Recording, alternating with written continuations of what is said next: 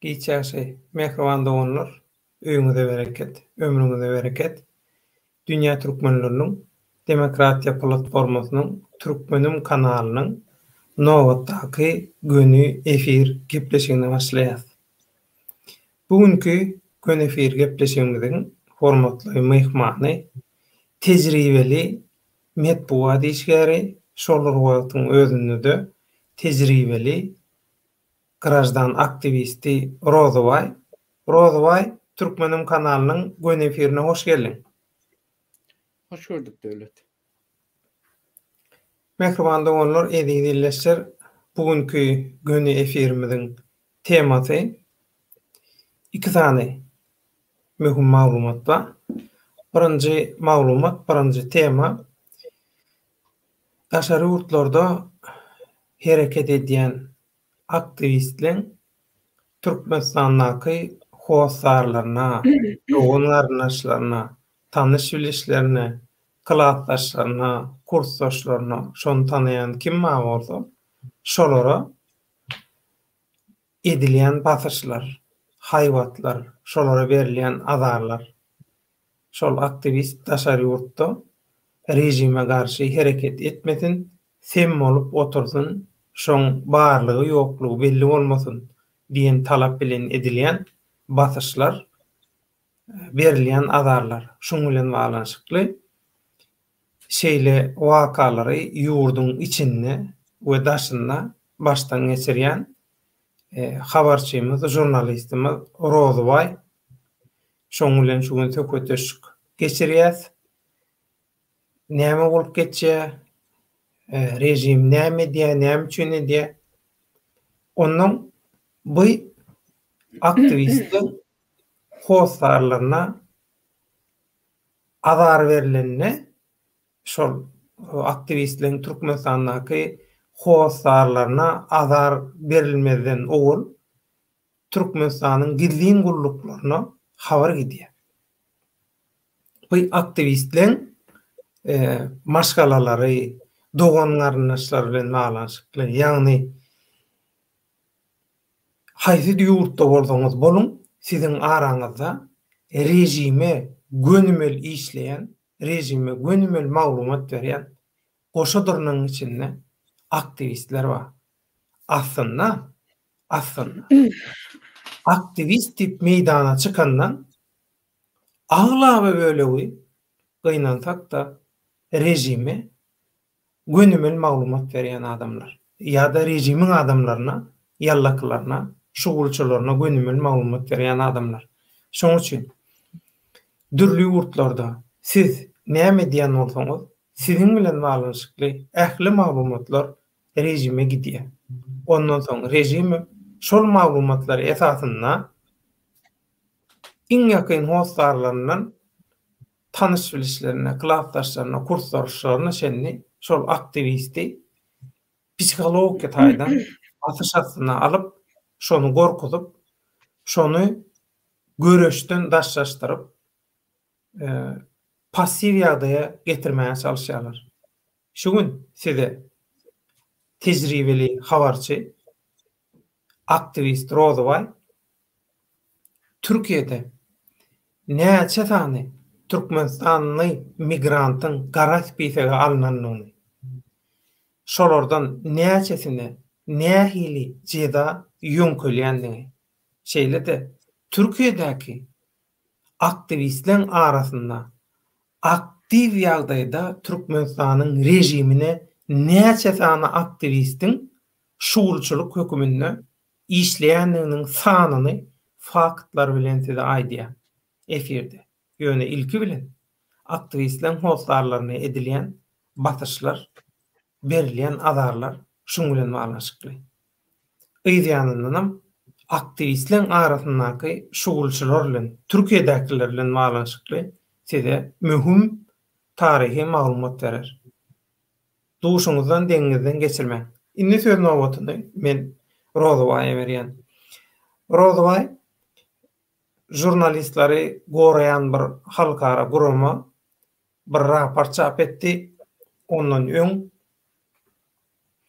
dünýä belli Türkmenistan bilen baglanyşykly giderli ýagdaýda habarlar çap edýän Türkmenistanyň kronikasy, Kronika Türkmenistana ýa-da Wiena'da ýerleşýän Türkmen inisiýatiwasy atly adam hukuklarynyň neşriýat organy bolan şol Türkmenistanyň kronikasyny sen dogan garnaşlaňa berilýän azarlar bilen baglanyşykly, atylýan haýwatlar bilen baglanyşykly gaty jikmejik giň görümli bir maglumat çap edildi.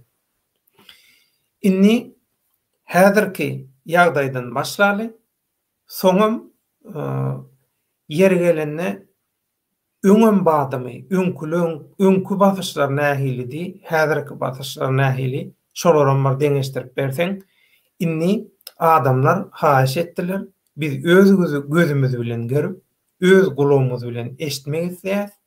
Roz waýyň hostarlaryna, maşgalasyna Türkmenistandaky diktatorluk rejimi şoň ýallaklary, ýalýaglary näme diýerler we näme üçin edýärler? Şolary bir bize düşündirip berseň Rozoway, söz sende. Sağ ol Döwlet. Taňra ýalkasyn. Şu ozaly bilen şu Türkmenistandaky diktator rejimiň öz raýatlaryna edýän basyşy haýsem olsa bir mesele seredenimizde, ýani şu öz raýatlarynyň Türkmenistanyň şol tek rejimli, ýani bir rejimli awtoritar diktator rejimine karşı, ýani hökümetiň syýasy rejimine karşı bolan raýatlary özlerinin ellerinde bar olan mehanizma basış güçlerini her türlü görünüşlerde ulanıp bilýärler. Yani ulanıp bilýän diýmemin, her türlü görünüşde diýmemin sebebi onun bir näçe görünüşleri var. Sanasam sana vermeli. Şolar ozaly bilen yani edil şol bir işi amala aşyrjak wagtda bir işin en ýeňil sposob nämeleri vardy, görünüşleri. Şu görünüşden başlaýarlar da adama birden-bire zorluk bermeýärler yani. Şol görünüşleriň ählisi diýen, ählisi bilen diýen ýaly şol meniň özüm birebir öz başymdan geçirdim Döwlet. Men aslında doğrusunu aýtsam şu Türkmenistan hökümeti bilen 99-njy ýylda Türkmenistan hökümetiniň şol içerki nämesini 99-njy ýylda eýem söweş halyna gelen ýaly boldum da. Sebäp näme? O zaman bir aýdypdym şu 99-njy ýylda dekabr ayında ýalňyşmasam noýabr dekabrda meni şol Türkmenistanda edilen başga bir jenayat işi bilen meni baglajak bolup meniň boynuma şol nämeni ýüklejek bolup, hatda şol 99-njy ýyl, emma şol döwürde Niýazow 96-njy ýylda, 95-nji ýylda bir karar çykartdy da. Türkmenistanda şol çykaran kararynda Türkmenistan döwletiniň döwlet emlagyndaky bar bolan emlakleri hususy eýetçilige geçilmezlik barada bir gadagançylyk girzipdi. Emma her näçe gynanjak da şol Türkmenistan hökümeti şol karary Niýazowyň öz döwründe Niýazowyň aşaky gatlaklary, ýani oňa tabyn bolan gatlaklar ondan ogurynçy şol karary öz aralarynda ütkedip başga bir raýatyň üstü bilen o raýaty gizläp oturjaklar. O hakykatdan men onu tanýatym. Hatda şonuň öz elinde bar bolan ähli dokumentleri hem gördüm, men onu görmedim diýip aýtjaklar hiç gaçan. Ýöne şonu meniň bilen bagly edip jenayat işini meniň üstümden gozgajak boldular da. Indi o jenayat işi gozgajak bolanlaryndan esasem şol döwürde ýene şol Türkmenistanyň Milli Howpsuzlyk Gullugynyň bir işgärni meniň bilen bilelikde şol işe baglajak bolup, ol işgäri men aslında kimligini hem tanamok. Maňa dogrusyny aýtsam häzir familiýasam ýadymdan çykyp gitdi. Tanamadyk adamy maňa näme çek boldular da, benim üstüm bilen şoňa günah ýükledip hem meni hem oňa Türkmenistanyň Jenayat kodeksi boýunça ýaňky bize tutsaklykdan mahrum etjek bolup, şol her türlü günah ýüklejek bolup aýplama bildirdi Türkmenistan Baş prokuraturasy tarapyndan. Ýöne men şol aýplamalary hiçbirinden, hiçbir punktydan boynuma almadym. Boynuma almam üçin men şol 99-njy ýylda dekabr aýynda, noýabr aýynda ýalňyşmasam nämedendir 2000-nji ýylyň iyun aýynyň 10 näçesinde ýalňyşmasam 12-si mi 13-ü mü? O 3-nji gezek sud bolanymda şu zal suutdan çıkmaya mecbur oldum da çıkardılar yani açıkçası. Yani başka ilacı kalmadı onların. Yönü şu cenayet işi bilen bağlı olan meselede Nirdäki suwduň zaly? Rozoway. Lewap velayatynyň Türkmenabat şäheriniň şäher suut zalyndan. Yönü şol şäher suutda 3-nji gezek suut edilende men şo tak bardym da. Yönü ondan men iki suudum öz etrafımızda hem Sayat etrafının nämesinde boldy da. Sayat ozalky häzirki Sayat da. Owalky Sakar. Sakar häzir Sayat oldy we ýene şol ozalky Sayat etrafynyň iki etrafy suwdan her aysa aradan bir 3 ay geçirip beni nämetdi de. Suud etdiler. Ýöne şu iki suud 3 suuda gelenime çen iki suudda hem şolar ýaly meni günem tapyla bilmän soň ýa-ni şolar meniň materialymy gaýtadan dengemek üçin prokuraturaň öz üstüne goýberdiler-de. Günah tapylmasa dengeli bir adamy ýyl kesilen ýokdy açykçası. Soň şonda şol Türkmenistanyň baş prokuraturasynyň Lewap vilayat prokurorunyň ýa Sakar etraf prokurorunyň şo wagtky nämesi şol ayak diýrep durdy da ol prokuror öldü ýalňyşmasam Kubbiýew diýip bir prokuror bardy, garalawçy. Soň şol öz günasyny öz yazan cenayet nämesini derňewini alyp baran derňewi işini dogurlamak üçin ýa-ni şol etraf suutlarynyň üstünden şeni yazdy.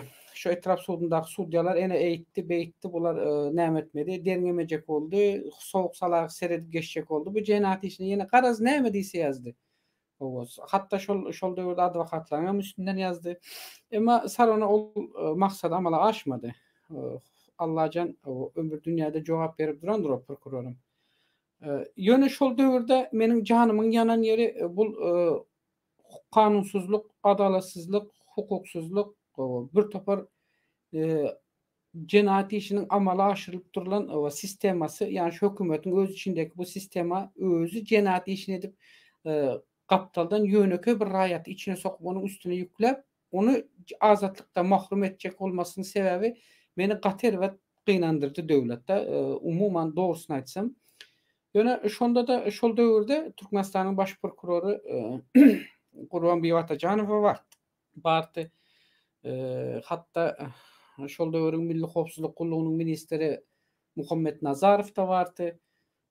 Şol döwürde prezidentiň press sekretarinyň jogapkar press sekretary Kakamrat Balliýew bardy.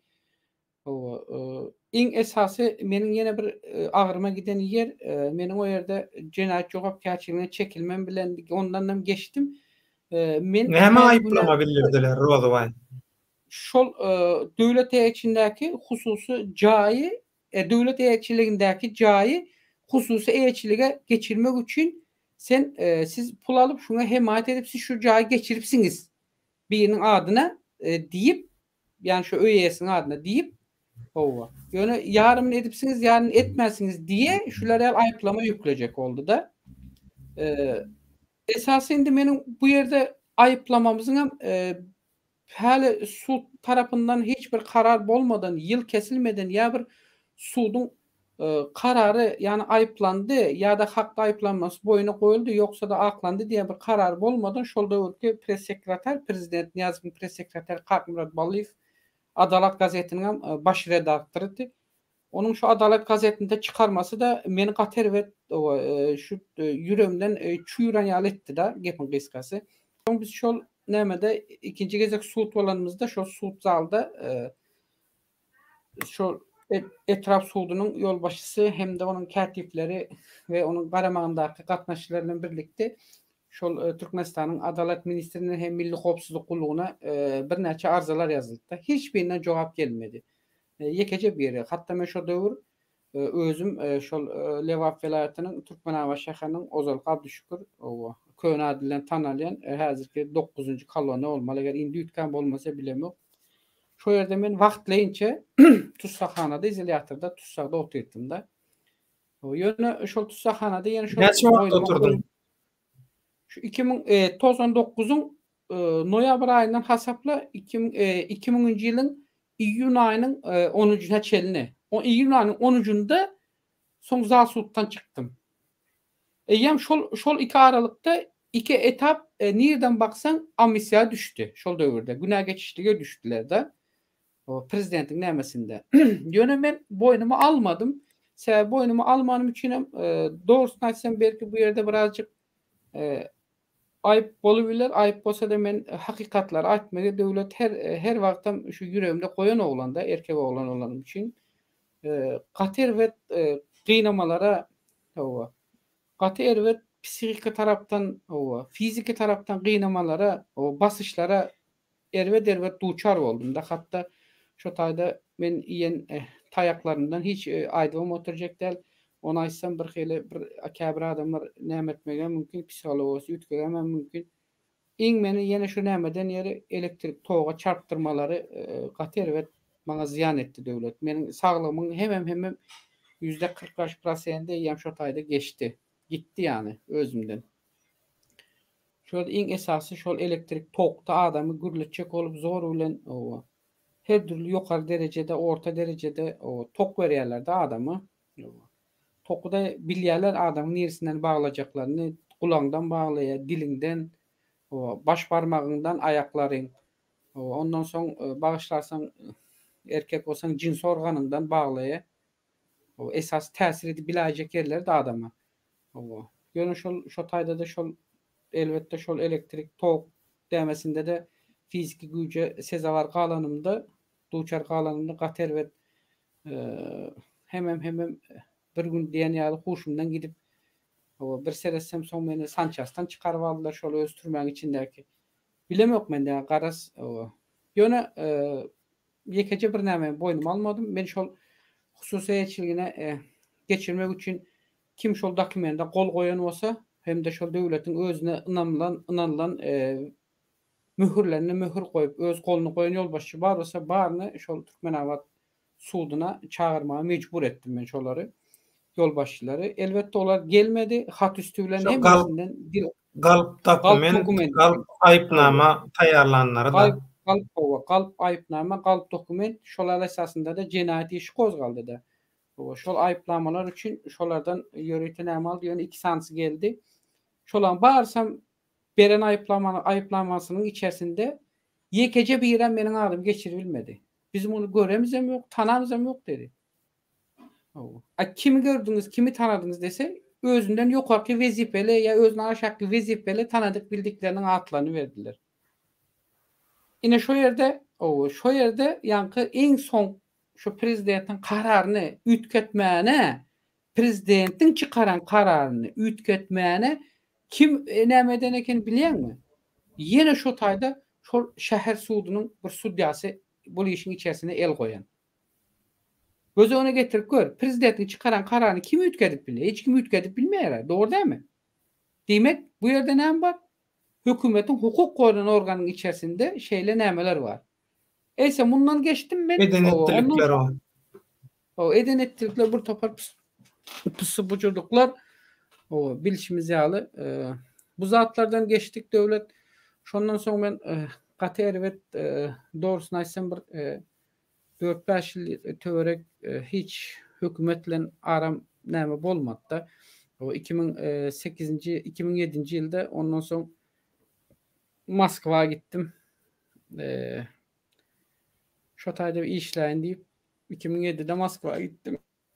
2008'de geldim böyle bismillah diýip şo Türkmenistanyň şu ozaldan bolan bütün nämeleri şu kellemden ýitireýin, şu umuman unudaýyn diye gittim, olan bolmady. Gaýtam izime geldim, bir ýylyň içerisinde işläp ýene beterinden beter tersinden başladylar. Şol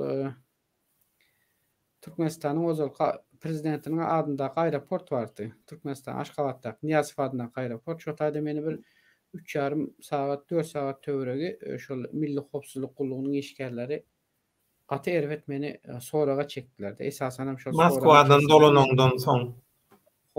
Dolanamdan soň. Ýöne rozwa şu zatlaryň hemmesini sana şu toplama aýyplamalar, şolaryň hemmesini sana şu sen aktivistlik hereketlerini goý, sen adalat gözleme, hak hukuk gözleme diýip etdiler şeýlemi? Bunu esas nämesi şol. Çünkü men hukuk tarapdan esasy hökümet bilen bagly arada bağlanşykda diňe men hukuk tarapdan ular bilen çekeleşýärdim da. Dogry ol esasy şol kanun var olsa, şu kanun yerliginde ve yerlikli işleyen olsa, şu kanunun taraftarı men. O doğru olsa da şu kanunun taraftarı, yanlış olsa da. Näme şin diýende şu kanun ähli raýatda deň görkezilen. Konstitusiýa maddasynda kanunlar şol Türkmenistanyň ähli raýaty üçin deňdir şol. Diňe wezipe aýrymçylygy bolmadyk ýagdaýda, wezipe aýrymçylygy bolan ýagdaýynda da wezipesine göre şu kanunda yazılan şo taýda. Konstitusiýa kanunlarında bar şu. Ýöne men şo zatlary olarla çekeleşenim soň olar eýär men şo döwürde eýär kara liste alan ekeleri. Sen hem şo suwtdan çykanymda men bilmendim. O wagtlar näme demem ýokdum.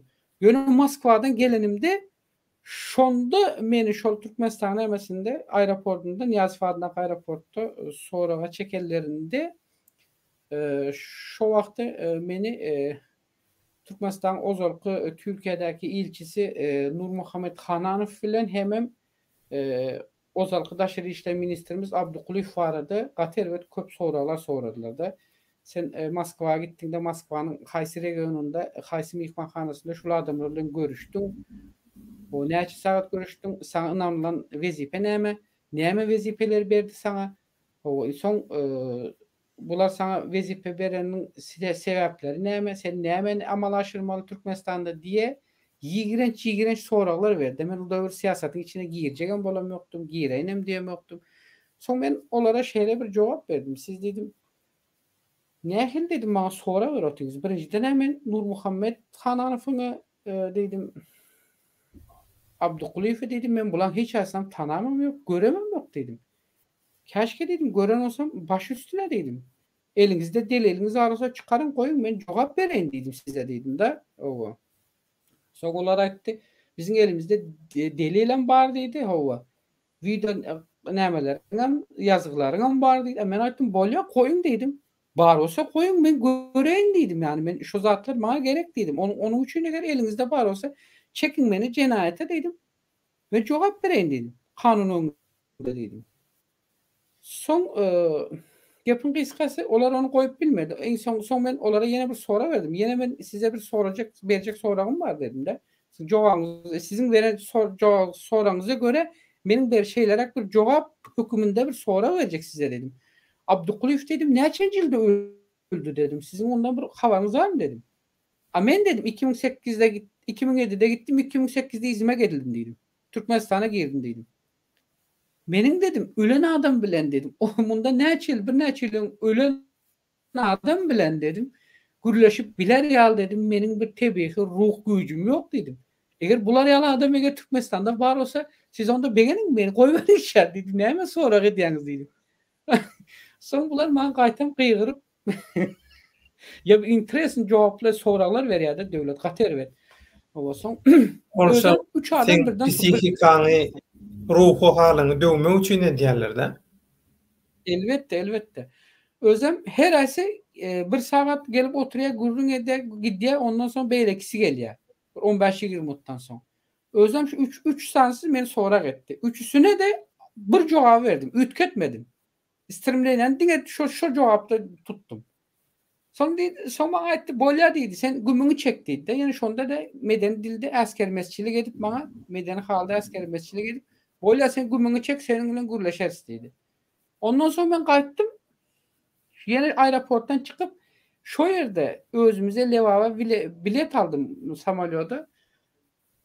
Lewaba gelip häl öýüme girem ýok. Meniň öýümde kapyň agzynda polisiýanyň işgäri bilen ýöri etrafyň şo dörki millet howpsuzlyk gullugynyň işgäri grajdanşykda. Meniň kapymda duran uçaskowy ile. Mene uçaskowy häl göremem ýok bir ýyl içinde. Soň seni garşy almana gelipdirler-de, he? Men haýran kaldym da. Ýatan el ýakdosy meniň atam Pahir bardy. Soň atamam haýran kalan. Biziň öýe häli bu Moskwaga giden adam. Bu näde bäri geldi bu? Hani bize habar beren ýok. Sizin nämeden habaryňyz barmy diýse, o Türkmenistana gelipdir Aşgabatda. Biz öýüňize geldim, kaýaşyl diýip pikir etdik diýip atamy aldap oturýarlar da, bular aldapdyrlar. Şo sırada da edil şo wagtda da men bardym. Soň edil hiç satdan habarsyz ýaly, salam aleikum, aleikum salam. Pelança siz misiniz? Owa men diýdim. Owa. Sizin bilen bir arçyk bir gürümdeşlik geçecekdik diýdi. Owa geçelim diýdim. Polisiýanyň işgäri bolýar. Üstünde uniforma var. kökreğinde nämesi ýok. Sen kim diýse men şu taýyň uçaskowy diýdi. Pelança o sen kim diýdim. Ay menem diye o hukuk goraň ederen işgäri. Eger mümkin olsa şu näme aporna var gurrun edel. Ýoksa diýdi ýok aporna gitjekler adliýeye gidelim dedi. O komitetiň işgäri adliýeye gidelim diýdi. Bolýa men aýtdym çemedanymı attym öýe. Atam da bilen kapyň ağzynda salamlaşyp gittik. Owa şo näme adliýeye Sakara. Son şo taýda şonda ýene indi esas tutkan zady näme? Indi esas öýerde beren soralary. Indi o taýda aeroportdaky soralardan geçti. Ya şu sen Moskwada nerede işledin diýdi. Näme işler etdin diýdi. Men de dedim işleň ýerimi aýtdym. Adresimi aýtdym. Owa. Hemme zat dogry toşuny çykyp dur ýerliginde. Owa. İň esasy nämeden ýeri sen diýe meni şo ýerde ýene gyzyklandyran zat sen diýe öýüňe diýe şunça summa bir ýylyň içerisinde diýe $10,000 pul goýberipsiň diýe. Dogry. $10,000 pul goýberdim. Yalan gepleçekden goýberdim. Owa dedim goýberdim diýdim. Aňyrda diýe Moskwada işleýän adamlaryň şu wagtda diýe işlese diýe öz işleýän zähmet hakyndan daşar öýüne $300'dan artyk goýberlen hiç kim ýok diýe de. O iýjegi var, kwartirasy var, ýatjak ýeri var, onça pul tapylmaýar diýe. Sen näde tapdyň $10,000 diýe de. Sana bir ýylyň içerisinde diýe $10,000 kim berdi diýip sorady seredinde. Kim berdi? Men aýtdym kim bersin diýdim. Allah Taala diýdim men. Seni berdi diýmelekeni. Allah Taala meniň çeken zähmetimin hakyny berdi diýdim. Son bolýaly biz senden din hakda soramyz ýok dedi. Sen bäri dini garmy diýdi, siýasatyň içerisinde diýdi. Unda men näme diýen diýsem, sen asıl şu pulu beren şahsyň adyny aýt bize diýdi. Menem özüni gurletjek bolan. Siz bilýän bolsaň siz aýdyň men kimiň adyny aýdyn diýdim. Maňa bir ad berin yalandanam bolsa men bir jogap bereýin siziň adyňyza diýdim. Eýtdik, çekeleşdik. Ondan soň bular ýanky meniň nämeme ýene şol Nurmuhammed Hananovy bagladylar. Indi Abdukulivdan ad tutmadylar. Indi Hananovy bagladylar. Sen men Aşgabatlylar aýtdym Abdukuliwiň haçan ölenini. Owa. Indi bular Hananovy bagladylar meni. Bärde, etrapda. Ondan soň iň esasy ýeri o sana diýe Hananovy $10,000 beripdir diýe sen şu $10,000 owa öýüňe goýberipsiň. O sen şu goýberan öýüňe goýberende kime goýberdin? Haýsy aýlarda goýberdin? Bize şonu suud et diýe. Men aýtdym gataňsa suud etmek dedim. Sen Türkmenistanyň bular ýaly başlarsynızlar böyle it pis nämeleriniň barlygyny bilenim üçin men şu Moskwada diýerim. Her aýda goýberan pulumun, bankdan goýberan pulumun Western Union bilen şonun kiftansasy var mende. Hemmesi ýanymda getirdim öýe. Hiç näme etmedim. Ýolda ýekece beýnämsiň mesela men bilýän bu zatlar boljagyny. Gözüme, yüreğime gelen gözüme gelýär, gönüme öňüme gelýär. Kopyasyny aldymmy ýa almadym? Ýok, gönü özüni aldım. Şu bankdan çykaryp berilen kiftansanyň özüni getirdim. Toplap alyp geldim öýe. Sen berdi näme bolan diýip, näme bolmasyn diýe. Bilýän sebäbi ben it kılıgynyň barlygyny türkmenlerde. Son suud etjek diýdim. Öýüme jaň edin diýdim. Öýe jaň etdim. Son inime gayret et dedim. Şu öýde pelan ýerde diýdim. Meniň sumkamyň içinde diýdim. Pelan sany näme var? Bir kliýonka bardyr diýdim. Şoň içerisinde kiftansalar var, pulun blankalar. Şoň hemmesine kel diýdim. Bolýa diýdi, getirdi. Adliýele öňüne goýdum açyp. Ine diýdim. Ene suudnama size diýdim. Ýene var mı soraňyz diýdim. Beh diýdim ha. Beh asker mesçilik edip beh diýdi. İllere muňa diýip gidip hajatxana dulan sen näme muny daşap ýörsiň ýanynda diýe. Menden suudnama soraýa, ikinci bir tarapdanam ýene meni atam istedi diýe. Rozvay bağışla. Ştaýda bir tomoşaçylygymyzyň gowy nemeleri var, saňa gollawlary var, tesirleri var. Şolaryň bir häzir neme seň bilen hem tomoşaçylar bilen tanış edin heret. Arslan Muradow aýdýar, "Ağa diýe prezident bolup işledim diýmelekeniň" diýe. Biziň ýaman bet nemelerimiz var, tesirçilerimiz var. Ondan Cüneyt Han aýdýar, "Samsyga barsy" diýe, "Adam bile gürleşmäni bilen oklar" diýe, gaty dogry. Ine Cüneyt Hanyň ýene bir gowy nemesi var. Tesir var heret, Rozow aýagy. iş yerine şoň üçin soraýanlar. Özleri gaýdyp işlejek bolýanlar diýen ýerinde. Yo, Neret men işlejek. inni Arduhan'a neret Arduhan näme diýe? Tokoyda odun çapyp oturkam hum tapdym diýmeli kediň diýe berýär. Aýtyp ölemi tomaşaçylarymyz biziň wara gaty zor. Ömrüňizi zor. Eger olar ýal diýen bolsam onda hakyky daha beter soralar üstüme gelerdi da. Humun ýerden Men uğraşkan o da şu hopalar ýaly nemeler bilenmek şorta sözler tügeleme ýa-da biziňkiler. Yo, men Awara hakyky dowam et. işden ýerime aýtdym. Men Moskwada şu döwürde Rossovhoz Akademikiski institutynyň bagynda işledim men garagol bolup. Yalan gepirjekler. O ýöne bu zatlardan Garawullan prezidenti bolup işledim diýmeli ekeni. ediş olar ýal da o. Yo, eden işim hakyky şol döwlet Doğancan elimde 25 tane itim vardı. 25 hektar töwerek bağ vardı. Şol bağın içerisinde diňe garagol şu itlere bakýatym. Olaryň ertelik akşamlygyny berýärdim. Ulu barata var şu bağa gelen işleri institutyň öz işgärlerini şu bağa içeri sanap alıp sanap çıkarıp şolary kontrol edýärdim da awtologlaryna çelini barlap bağdan istada gitmesin diye. Şolar ýaly derejede nämetdim da ýalan gürlejekler. Ýöne Huda şükür hiçbir hakymy nämetmediler. Gatongot seretdiler, gatongot kömek de berdiler, hakymy da berdiler.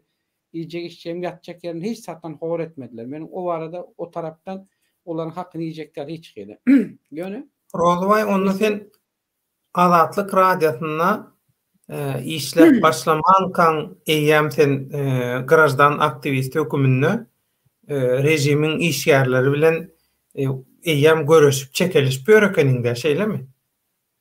men azatlygy geçmänge men olardan çekeleşip berendim. Aýtdym-a 99'da başladym. Ýöne 99'da meni eýýäm gara liste alypdyrlar da, çoğun ispisowga alypdyrlar. Men haçan şonu toşnu bildim. İzme geleninde 2008'de gözüm yetti. 2008'de hakyky gözüm yetti. Sen gara liste alınanymy? Azatlyk radiosy Emma Taňa iş 2009'da hawa 2009'da eýýäm men yine gaýtadan şu hökümetiň hukuk gören edaran işgärlerle yine bir mesele bilen karşılaştım, yüzleştim. Bularla yine bir söwüş haline geldim. Ine şonda ondan öňki eden nämelerinde Türkmenistanyň öz içerki ýokarky edara ministrliklerinden hiç ýer jogabym bolmajagyny bilenim soň özüm öz islegim bilen Azatlyk radiosunda ýa-ni näme maglumat verdim 2009'da. Ine şondan soň şu beren günümden başlap 2 gün geçdi ölin. Huda saklasın şu etrafın çäginde her yerde kuş uçağı ölün. Ýöne bizim öýüň töwereginde bizim köçede kuş uçan ýok. Kuş bile uçurmadylar. Meniň derdimden. Men özümem hayran kaldım. Men bilem ýokdum da. Meniň izarlanyşymy beýle izarlarlar diýip pikir edem ýokdum. Soň doğru yalan gürlejekler Azatlyk radiosundan o teklip bolandan soň o hakykatdan soň Azatlyk işleşe uğradym. O ýöne şonda da Azatlyk radiosunda ad, familiýar zat, ütkedeliň zat näme deliň diýjek boldular. Men aýtdym men ütkedjekler diýdim. Men öz sesim beren adam, meniň sesim görünüp duran ýerde men näme üçin adamy familiýamy ütkedim? Men näme üçin häzir size maglumat berdim diýdim. Siz Türkmenistanyň ýeketek gowa halkyň sesini hem nämesini bütün dünýä jar edip biljek, halkyň nämesini ýetirip biljek siz bolsaňyz diýdim. Men onda diýdim öz ses size anandym diýdim. Men şoň başga alternatywam ýok. Gowa adam ütkedjekler familiýam diýdim. Eger ütkedaysam onda gaýtadan ýene maňa bir jenaýat işi ýüklenäýse Huda urdy soň. Men o ýerde ýa başga ýene günahlardan gidäýmän da. Men gaty o taraplara ber ykçam ýapyşýan. Şoň üçin men ütkedmedim. Öz adym bilen gittim. Men bildim o döwürde o şu başyma her türlü işi geljegine bile katlandym. Dogrusyny aýtsam. O katlandym. Şo ýoldanam dowam etdim. Hiç çekinmedim. Ýöne şol azatlykdan başlanymdan soň dogry döwlet gaty erwet basışlar soň başlady. Huda saklasyn. O döwürlerde de şol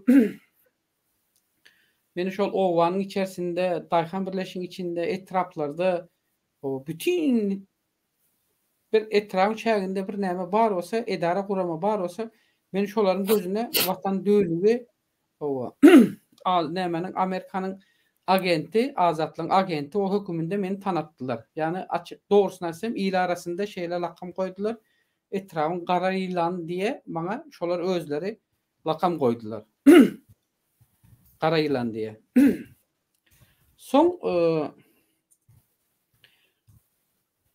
bular şol döwürde şol azatlykda işlen döwrümde men o da 2011'de çykdym. Şu 2011'de çykanyma çenli şu bana öz eden basışlarında olaryň eden basışlarynyň iň soňky taktikasy, yani bana eden taktikasy meniň janymy kast etmekdi. O şol Nähil taktikasy görünüşler. Howa. Avtowara ulagy bilen meni avtowara düşürüp nähoş ýagdaýa getirip meni hemem balnisada öldürmekdi. O pikiri şol tularyň. O zatlara meniň eýem nämeme ýetdi. Ýöne men bir zatda meni şol Türkmenabat şäherinde avtolawa gakdyrjak mahal gün üstüme sürüp geldiler. O men özümi uly ýoluň garasyndaky bir uly suwly ýagyň içine atyp gutuldum. Olar şo ýagyň garasy bilen maşyny ýene uly ýoldan dowam etdirler. Ýöne men izinden taksi bilen gowaladym, durmadylar. Soň men bütün bu barada şo ýerde bar bolan o döwürde şo welaýatyň bilim bölüminiň edarasyna degişli bolan bir kamera da bar. Şoň deňinde boldy. Uly gök bazaryň gawadynda. Soň bular barada bütün kamera ýazgylaryny, şol awtolaryň nomerlary barada hemmesini alyp gaýtadan ýene welaýat prokuroruna berdim. Şäher prokuraturasyna berdim. Hiç hil jogap ýok. Ýene şonu şol edil şolar ýaly Türkmenistan şol prokuroru Gurbanbeýew Atajanowa ýazdym. Ondan soň Muhammed Nazarowa ýazdym. Bolan ýok döwlet, hiç nämeden ýokdy. Soňunda çykmak zorunda kaldym, doğrusunu aýtsam. Çykmasam indi başyma geljek ölümi bilýän. Sen nädip çykardylar?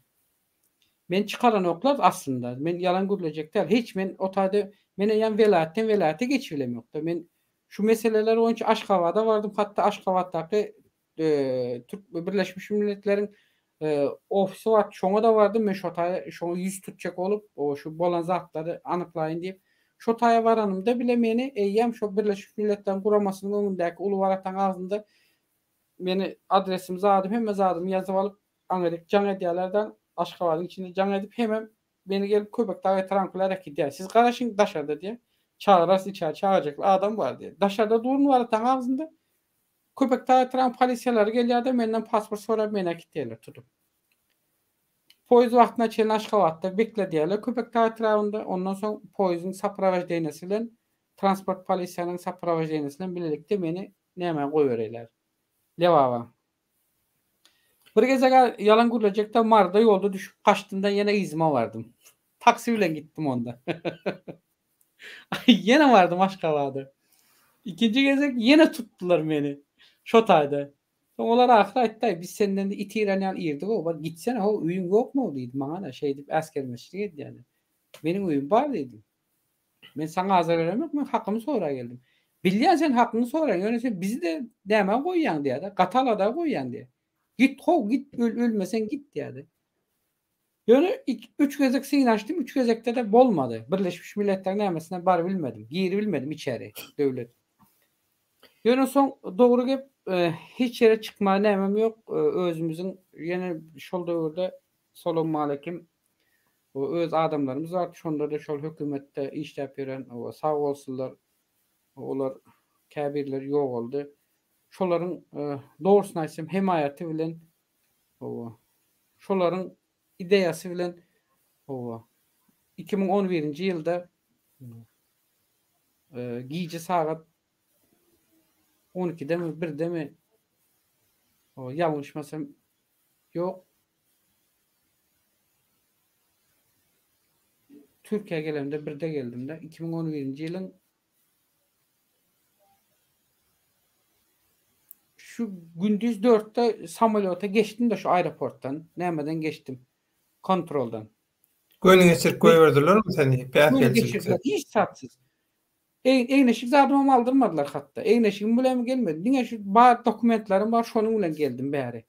Meni welaýaty men o döwür Aşgabatda ýörendim. Aşgabatda sakladylar meni soň. Şol adamlar ýaşlylar gaýrat etdiňim sen git baňyrda O senin başına her işleri geri getirecekler dedi. Sen şu tayda bol dedi. Mesele çözülenecek. Sen şu tayda boldum. Sen şu tayda beni gece 4'te geçtim. Akşamki saat 9'da nemede 8'de çıkmasından vakti bile uçurdular beni. Sen yok ben yok.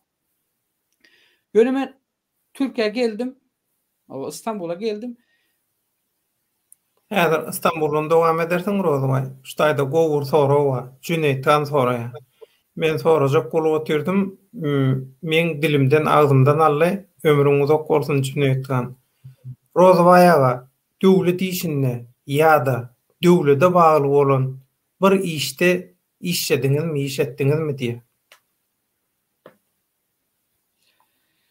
Birinciden devlet men bu cevaba sonra cevap şular ýaly berýär. Men döwlete bagly bolan işin esasy bir işten diyelim bir işe başvurdum. O işten hem beni hemem nämetdiler, el çektirdiler. Ýöne ikinci bir işe başvuran yerim ola şol döwürde Türkmenistanyň Tebiat Goramak Ministrligine değişti olan repetek devlet biosferi zapovedligi var. O taýda da birazajyk döwür bir 5-6 ay ýalyrak ýalgyşmasam inspektor bolup işledim. Yine bari işler yerim şol menin. Ondan soň men döwletle baglanan yerim bolmady. Şondan soň şo taýda ýem bir düzgünçilikler, bir kanunçuluklara şo taýda bilip başlanym soň men döwletden el çekdim. Çekmesem maňa ýanap başladylar da. Bildim eýem men. O Şu ýerden men repetekteki bütün kaplanlar sen işe başlany öwrüňde ýitipdir danna. Şu kaplandan beter iki ayaklı kaplanlar var eken. Men şu yerde bir zade göz yetirdim. 4 ayaklı kaplandan korkmalı değil. Korkacak olsa iki ayaklı kaplanlardan korkmalı eken. Bular katı vahşi eken. Vahşi hayvandan beter iki ayaklı kaplanlar katı vahşi eken. Şonu bildim ben de öyle. Yöne esası zat şondan soň menin aram şondan soň hökümetlen aram boşady. Hiç näme bolmady da gepin gysgasy. İstanbul'da hiç kimi istat diýmedimi İstanbul'da? İstanbul'a geldim ben böyle 2 günden sonra bana can geldiler. İstanbul'a geldim. 2 günden sonra bana can geldi. Ben havalaştım Amerik bilen. Beni çıkarıp koyuran adamlar hemen vazifesinden aldılar. Hemen vazifesinden aldılar. Hiç gepsiz gürrümsüz aldılar. Yani onlar bilyete. Hemen çıkarıverenlerinde özlerinin vazifesinden ayrılacağına bilyete yönü göze aldılar. O pakirler yok oldu. Yatan yer yaktı olsun. Yani erkek hakiki halal işleyen adamlar şu bir halallıkta bir işte bir el var olsa şolarım gater ve işlediler de dövründe halallık meselesinde de. Şondan soň ene özüň habaryň var. Bärik geldim 2011'de yine İstanbul'a gelenden soň yine şol işe şol azatlyk bilen garajdan aktivist hem habarçysy adatdan daşary habarçy hökümünde işlemeye başladım. Hatta senin bilen biz 2012'de Ştatdan naşary. Ştatdan naşary. Menim ýalňyşýan dili öwrenşipdir adatdan naşary diýip ştatdan naşary. Evet, doğru şol. Ştatdan daşary. Ştatyň daşyndaky da. Ondan soň ýalňyşmasam ikimiz hem şu 2012'de tanışdykmy? Ýalňyşmasam 2013'te mi? 12'de tanışdyk. 12'de tanışdyk. Şol 2012'de tanışan bolsak şu 2012'den bäri bugüne çelni şol azatlykda ikimiz azatlıktan ayrılan kovlanımıza çelni bile hizmet ettik. Senin özüň hem şayet halkymyz hem dinläp durdy şonu görüp. Şu ikinci gedek azatlyga sokonam sen meni. Men 2007-nji ýylda gaýdyp şo taýyk barjak gelip gaýdypdym men sen 2012'de. Täzeden sokdun da. Döylese işe şular ýaly bir zat var. Bir iş etjek wagtyň hakyky arasy halal adamlaryň bilen iş amala aşyrsaň, ýani iş etseň her zaman hakykat senin ýanynda bolar-da. Süýenişen ýykylmaz diýär-de, bir-birine süýenişip akyl pikir alışmak hem dogrulary maslahat edişmek, bulary bir-birimiziň nämemizi bir ýerde toplap ýa-ni şu halka dogry maslahat, dogry pikirleri düşündürmek, halkın öz düşünýän dilinden şu zatlary bermek elbette sen özüň aýtdyň şu senin bilen işleşmemiz bile meni bir tarapdan gater we begendirdi hem gowandyrdy da men käbir bilmedik kendi tecrüben bolmadyk zatlarda köpüsini senden öğrenip. Sen ozaldan Türkiye'de TRT'de işten bir TRT kanalında işten näme bolup bulgurda senin gaty ulu tecrübelerin bar bolan üçin men şo taýda senin bilen näme etdim. Ýöne azatlykda işten döwrümizde şol bäri gaýdamda maňa bir gaty erwet aýt. Inni şu taýda sözüň öýlen başla, Roza, sag bol. Oý sözleň üçin. Inni şu taýda saňa we maňa biz bilişdik, egine berip görüşdik. Şol azatlygyň üstünden türkmeniň sesini, türkmeniň derdini bütün dünýäge ýetireli. 2013-nji ýylda şol Istanbulda owan sany türkmen studentlerin var nemeti bardy. Ýygyna bardy. Bakırköy Medeniyet Köşkünde. Ha, o. Şo taýda razborka boldy ýadyma düşýän bolsaň. Tutuş rejimiň tarapdarlary karşysynda da sen parta getirdik, partaň bir tarapynda olar. Özüni konsullugyň işgäri hasap edýän. Bu tarapynda da sen aýtdyň aşonda dur men gürleşjek şolar bilen sen otur diýip. Men diňe sen ýanynda oturdum. Tejriben bolan soň sen o zatlary öpdi bolan soň şo razborkada şolar uturly. Ýanymyzda soň iki tanymy näme student gyýdym geçdi benim tarapymda soň. Şol Bakırköy Medeniyet Köşkündäki razborkada komitetiň işgärleri we şugulçylary hemmesi üýşübem. Razborkada ýeňip bilmän soň henidem araljak bolup berýärdi. Şoň üçin sen pikir etme, öňküler soňkular ýadyndan çykardylar. Diňe şo razborkada ýeňilenni ýadyndan çykar bilen okşalar. Şoň arnaljak bolýar, senden hem menden hem. Devlet bulay diýişiň gaty dogry, oňa da goşulýan, goldaýan ýöne şo taýda da özüň gördüň. Olar şol edil Türkmenistandaky şol psikolog baskı fiziki nämesine psikolog baskı düşüncesini fizik ýagdaýa getirjek ýaly edip görkezjek olup adamlara away sürjek ýaly pikir etdiler de bäri Türkiýe, Türkmenistan däl. Ondan soň bärde senin karşında oturanlar ya senin ýaly bir student ya bir çağayam däl. O sen näle kaplan bolsan senin aktivistmoklardanam däl. Ha, senin karşına arslanlar çıktı. O senin karşına o köneden galan arslanlar çıktı. Sen biraz şoňa kelleni işletmen gerek. O eger sen oňa da kelleni işledilmesen, onda sen şol stoluň ýanyna geleninde onda adam ýaly medeni halda düşünşmen gerek. Agam bize pelan ýeriň adamy, pelan helle şular ýaly ýagdaýymyz var. O biz şular ýaly düşünşmek isleýäs, hiç bir dawamyz ýok ýa bir çekileşme nämemiz ýok.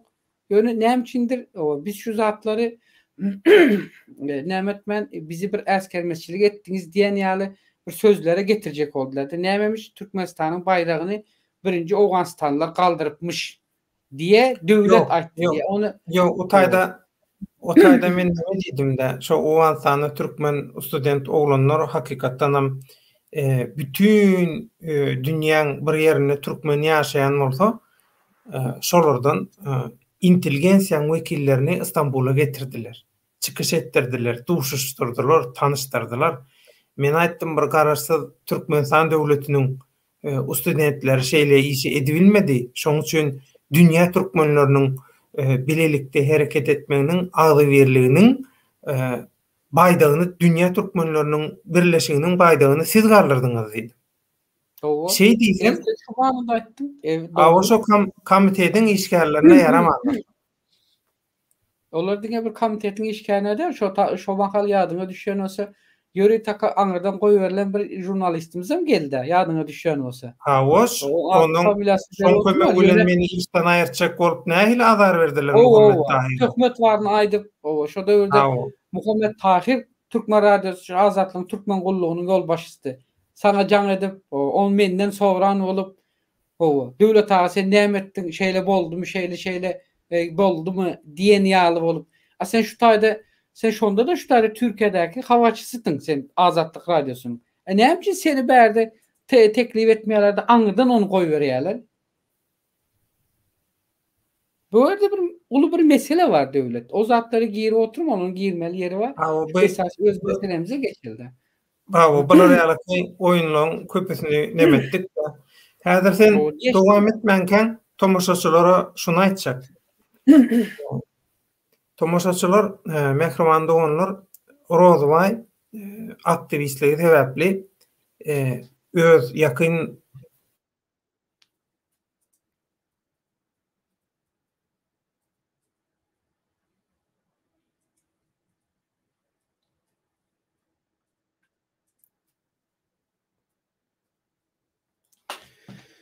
Döwletiň doňdu etýän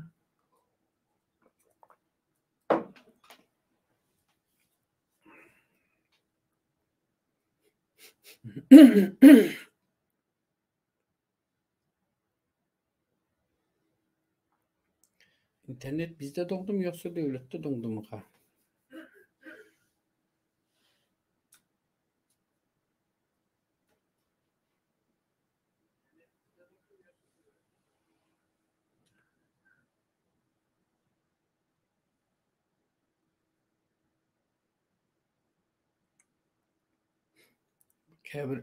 Käbir tebiği näsazlyklar ýüze çykdy etken internetde. Gynalsakdy.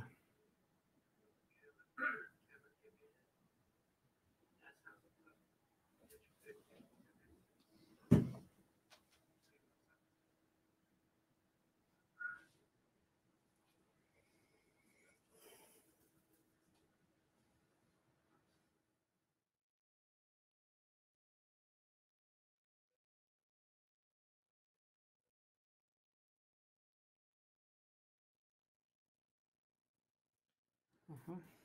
İnternet açıldı etken bağlandı. Devlet adamlar gen görmüyor. Şöyle devlet bağlandı. Rozway aralacak bolýarlar. Kameran Şoraz bolkan aralacak bolýarlar diýdik golün. her türlü hücum ederler.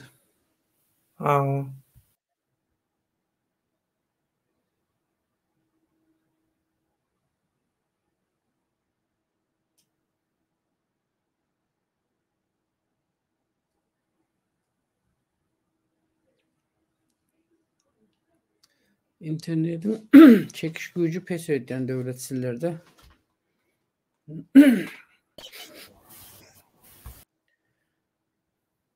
kemikal şeyler teknik näsazlykları da bize çıkıp biler adamlar.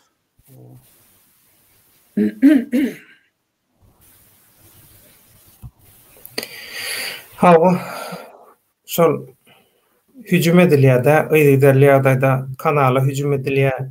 Onuň men sosial mediadaky hataplanma hüjüm edilýär. Internet salgylama hüjüm edilýär. Ýöne biz käbir şermenneler ýaly çıkıp halkyň öňünde o zatlary aýdatymyz gelen nokta. Inni şu taýda bir zat aýtjak diýdim. Şu internet ketilli bağışlan tekniki sebäpler men täze göçen yerimde de gowy internet çekken ok netip orada men telefonyň internetini ulanýan öýe internet çekdirmek üçin men arzama berdim netip bolsa häzir karantina bolan soň nowata durup gezek ýetende öýe gelip çatýarlardan netip bolsa öýde wifi'miz bolar. İnternetin pulunu tölemedin mi diye. Yo, pul tölemek avtomatik ýagdaýda bank kasamdan gidip durar. Tölew bilen baglanşykly nemeden hemme zat awtomatda dur Arslanjan. Ondan arkaýyn ol. Inni jurnalistler gorayan halkara gurama Rozwaýyň dogun garnaşlaryna atylýan haýwatlar edilýän basyşlar barada Türkmenistan döwletine duýduruş berdi. Oň daşyndan Human Rights Watch ýaly adam hukuklaryny gorayan uly halkara guramalar, awtoritetler hem Türkmenistan döwletine duýduruş berdi. Hem Rozwaýyň hostarlaryna edilen basyşlar hem men hostarlama edilen basyşlar sebäpli.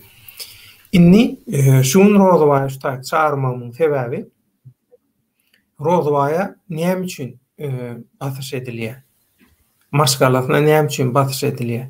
Rozwaýy diktatorlyk rejimi üçin nähili bir hukukdary diýär. Ya bıyınçalyk etniyedip şolar bıyınçalyk edýär. Şoň üçin Rozwaýy tanasaňyz diýip men haýyş etdim. İlki bilen. İkincisi şu wagt türlü ýurtlardaky aktivistleriň arasynda gynnan takda aktivistler hökümete şugulçylyk edýänler bar. Şu adamlaryň hökümet rejime berýän maglumatlary sebäpli aktivistleriň doğun arnaşlaryna, tanış bilişlerine, hatta klaslaşyna, owodaşyna tanış bilişine basyş edilýär, haýwat atylýar.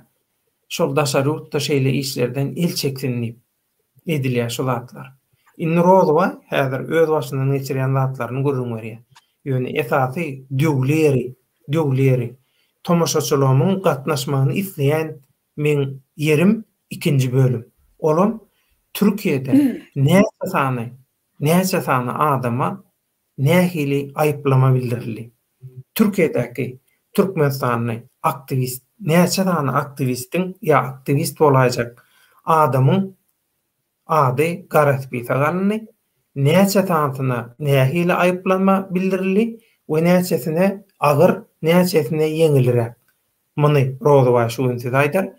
Oňdaşyndan edil häzir şu günde Türkiýedäki aktivistler arasynda aktiw ýagdaýda hepden 7 güni 24 saat Türkmenistanyň rejimine şugulçylyk edýän adamlaryň sanyny size ýetirer.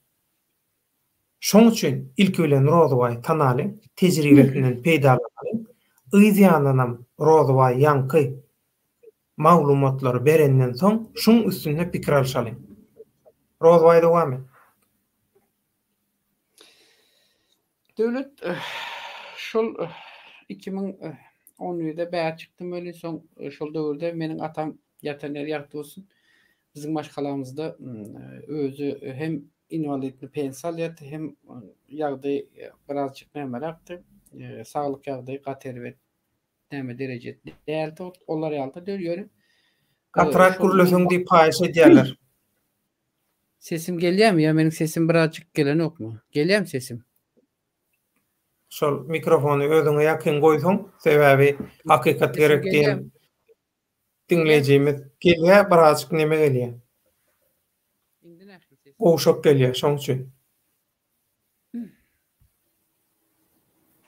Indi gelýärmi sesim? Birazjyk katrak gürleşiň. Gelýärmi sesim? Sesim gelýärmi? Awa. O eşitledämi? Gelýär ýöne boş gelýär sesiň. Awa, o eşitli. Dowam ediber. Awa. Boş gelýärmi ýa gelýärmi sesim? Indi näme sesim? Gelýärmi sesim? Dowam ediber Rozwaýy. Gidip barýaka düzeler Türkmeniň goşy. Indi gelmesi gerek sesim. Son derejesinde düşdümi häzir sesini açdym bäýärde. Sesini peseltdiňmi näme? Gepin kıskası döwlet şol 2012'de bana hemem şo nämede bir telefon geldi de. Repetekte kaplan kowalap, awa sen repetekte kaplan kowalap, kaplanlara sanjymet beren birdiň ýadyndan çykartdyrdy bu rejimiň ýalýaglary. Şimdi olar pikiremeden değildir de o zatlar pikiremeden değildir ýöne olar asly şol diňe bir repetekde der şo velaýat içinde borlu velaýat içinde abi dip ýören nämeler de o Am derýanyň laý suwunda gezip ýören de Swejy lakap alypary ýerler de keň eti bilen. Olaryň maksatlary ýerine amala aşmady. Köpsün diýen ýaly da. O yöne olar av edýäs diýip pikir etdiň ýöne habar ýok, özleri avlandy. Av etmene vararlar, avcının eline düşse näme bolýar? Bilýän-a özüň. Doğru dälmi? O. Şonuň üçin şol Gowelýa sesin gürläber. o 2012'de maňa bärik gelenimde men aňyrdan gaýtdym welin aradan bir 2 ay 3 ay geçenden soň benim şo ýatan ýer ýakty bolsun Atan Pakyryň ähli saglyk nämeleri döwlet tarapyndan alınýan saglyk hyzmatlary ýani şol öýe gelip edilýän medsestra, wraçlaryň ähli hemayatlar hemme zady diýilen ýaly umumyň kesildi. Hiç bir öýe gelmedi. Gelibem bilmediler. Hatta gelmene ruhsadan bermediler de. Soň korktular açıkçası. Howa. Korktular. O gepin kıskası aydypdyrlar da barmaň, baraýsaňyz gaty görmeň näme dersiniz. Soňlarym özleri ondan munyň üstü bilen bize getirdiler. Bolýa diýdik siz özüňizi size özüňizi maşgalaňyzy, özüňiziň wezipeňizi, çöreňizi agzyňyzdan gittirmeň. Ýöne biz şonda da özümiziň elimizde var güýjümüz bilen daşardan ya giýje, o giýjen bir wagty tanadyk bildiklerimizi getirip öýe getirip şu Atan Pakyra o dermanlaryny kollaryny ettirip kapellerini goýdurtup balnysa kabul eden yok. O yer yok, eýlen beýlen diýen şeýle zatlaryny o garaz bularyň şol döwürde eden iň erwet nämesi bularyň eden birinji basyşynyň nämesi o şol 2010-njyň 10-njy ýanwarynda benim şu Atan Pakyr agyr şo ýatan ýerinde öýde ölmäge mejbur etdiler. Ölüme terk etdiler da şo ýatakda. O şol ölenden soň 2014-nji ýylda bular maňa bir jaň etdiler ýene. Bu wagtal İstanbuldan etdiler maňa. Näbelli nomurdan atsız nomur olarak geldi. Soň maňa şonda etdiler eger sen diýdi o şu azatlykdan diýdi elini çekmesen sen diýdi ýigit diýdi. O senin başyna bir näme geldi diýdi. Indiki geljeğine de özüň ýene şoňa gatlanmaly bolýan diýdi de. Ben soň men dedim bu ýola dedim başym goýan olsam dedim hakykat üçin, hak üçin, o adalet üçin, o demokratiýa üçin kanunyň ýerliginde oturup hakyky ýerliginde oturup işlemesi üçin dedim. Raýatlara berilmesi bütün hak hukuklar üçin men dedim şu ýola çykan olsam dedim tokum tiýjim kırsaňyzlar bile dedim menin özüme aňyrap durýan tokum tiýjim kırsaňyzlar men dedim canım çykkança bu ýoldan dönmen indi dedim. O ýöne olar her näçe nämesek de onda diýdi sen diýdi ýene özüňe gör oňa görä indi özüň nämeňi berersiň diýdi. Bolýa dedim. Onda kämir çekeleşmedik. Soň aradan bir ýyl geçdi welin o ýalňyşmasam şu döwürde meniň 2012-nji ýylda 2012-nji ýylyň 9-njy dekabrda dogulun bir ýegenjigim bardy meniň ady Röwşen Jumamuradow Röwşen ýatan ýer ýakty bolsun çağajyk. O hal 1,5-2 ýaşyň içerisinde o 2015-nji ýylyň 8-nji fevralynda munda öldürdüler. Bunu nähili öldürdüler? Edil şol 2015-nji ýylyň 7-nji fevralynda öýlen saat 4'te ýanky bular özümüzün etraf keselhanamıza ýanky çağajygy temperatura eden üçin alyp barýarlar. Ýolda bararkanda öýde gidende sadece temperatura üçin gitýärler. Çağany enesini elden alýarlar, atasyny elden alyp reanimasiýa bölüme goýýarlar. O reanimasiýa bölümde gerekli olan ýerinde aslında şol ähli umumy tiz kömegiň berilmesi gerek bolsa şo taýda adamyň belli bir sagada çenli ýagdaý nähil agyr bolsa bile huşsuz ýagdaýda bolsa ýüregi urup durýan bolsa adamyň bu puls işleýän bolsa şo ýerde adamy jalandyrma mümkinçilik göredip biläjek bölüm bir reanimasiýa bilýän saglyk ulgamlygyň nämesinde şo taýda çağany gün şo taýy alýarlar 7-nji fevralda 8-nji fevral günüm Çağajyk Pakyryň öýlen saat ýene baran gününiň öýlen saat 4'te çağanyň ölügini çykaryp eline berdiler. O. Hal 2 ýaşynda.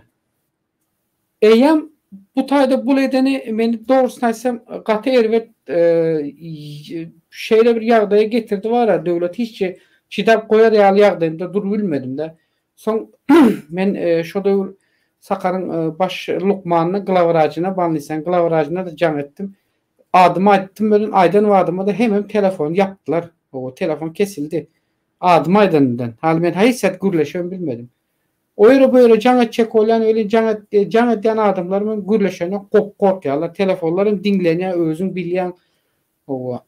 Sonunda o şeyle bir yağdaya geldim o. En sonunda şu öğündeki şu çağacın merakesi geçene hiç olmanda şu 2 yaşındaki çağının bir 7'sini bir berin diye şu 7'sine çelini sesimi çıkarmadım. 7'sinden son devam ettim. O son yine şu Aşgabat'taki yaşlılarla yine haberleşmek zorunda kaldım da kabirleriyle.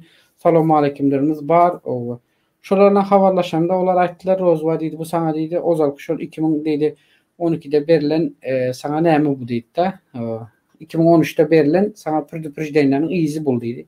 Şonda devam ettiler dedi. Elbette bu da benim için yine katı ervet bica yerimden düştü. Yani son bunu senin yadına düşen olsa o ikimiz 2016 yılda kış ayı yanlışmasam yanvar ayı mı dekabr yanvar mı yanlışmasam ben şu yadından çıkan yok. Bakırköy Devlet Keselhanası'nda iş yapıyordum. Şu tayda bir patlama oluptu. Gaz patlaması da gaz balonun yarılması. Şol vaka hiç yadından çıkmayadı. Şu gün gece saat 12'de gepleşik tayarladık. Gece saat 2'de mi 3'te de ya şol näme oldu. Patlama mele geldi gaz balonundan. Hiç yadından çıkmıyor. Şu meselenin kozulmak için ikimiz azatlıkta bölmek için ahirinde katı ervet dırcaştık. Hatta yadına düşen olsa benim şu meselem boyunca azatlık senden kabul etmeyecek olup o devlet aşırın koyalım gayret edin. O başımıza bir iş gelir diye o her türlü sinanşığını ettiler yadına düşen olsa. Doğru değil mi? Şonda da biz eğittik beyittik. Şu havarı maglumatı verdirmeyecek bol. Şonda da biz eğittik beyittik bu maglumatı verdik. Hoş maglumatı verdik. Şondan sonra näme boldy? Yine şonda da indi menin özüme cana çıkmadılar. Indi menin öýündäkilere şol döwürde yine öýdäkilere dowam etmeye başladılar. Edil şol öňküsiýaly her 2 aydan 3 aydan bir menin dogan garyndaşlarymı wezipede işleýänler barosy olar şu wezipesinden wezipeli ýerinde edara ýolbaşçylary sorak edip zat eden olup garaz meni barady. Ýöne men o zatlarda da basynyp geçinmedim. Son özüne ma'lum boluşýaly biz hatta şunu şu taýda ikimiz şu azatlıkda işlende son Türkmenler barady. Hatta şu esasen hem Dünya Türkmenleri programmasını sen alıp baranda Türkiye'deki Türkmenlerin ähli problemalarını gaty ervet dile getirmeye başladık. Bütün kıyınçılıklarını. Eğer dinleyicilerimiz de dinleyendir, şurada dinleyenler var olsa özüne bilýän. Ýöne iň aýrygaç tarapy şol döwürlerde maňa käm bir ensiklopediya taýýarlar ýaly maglumat boldy.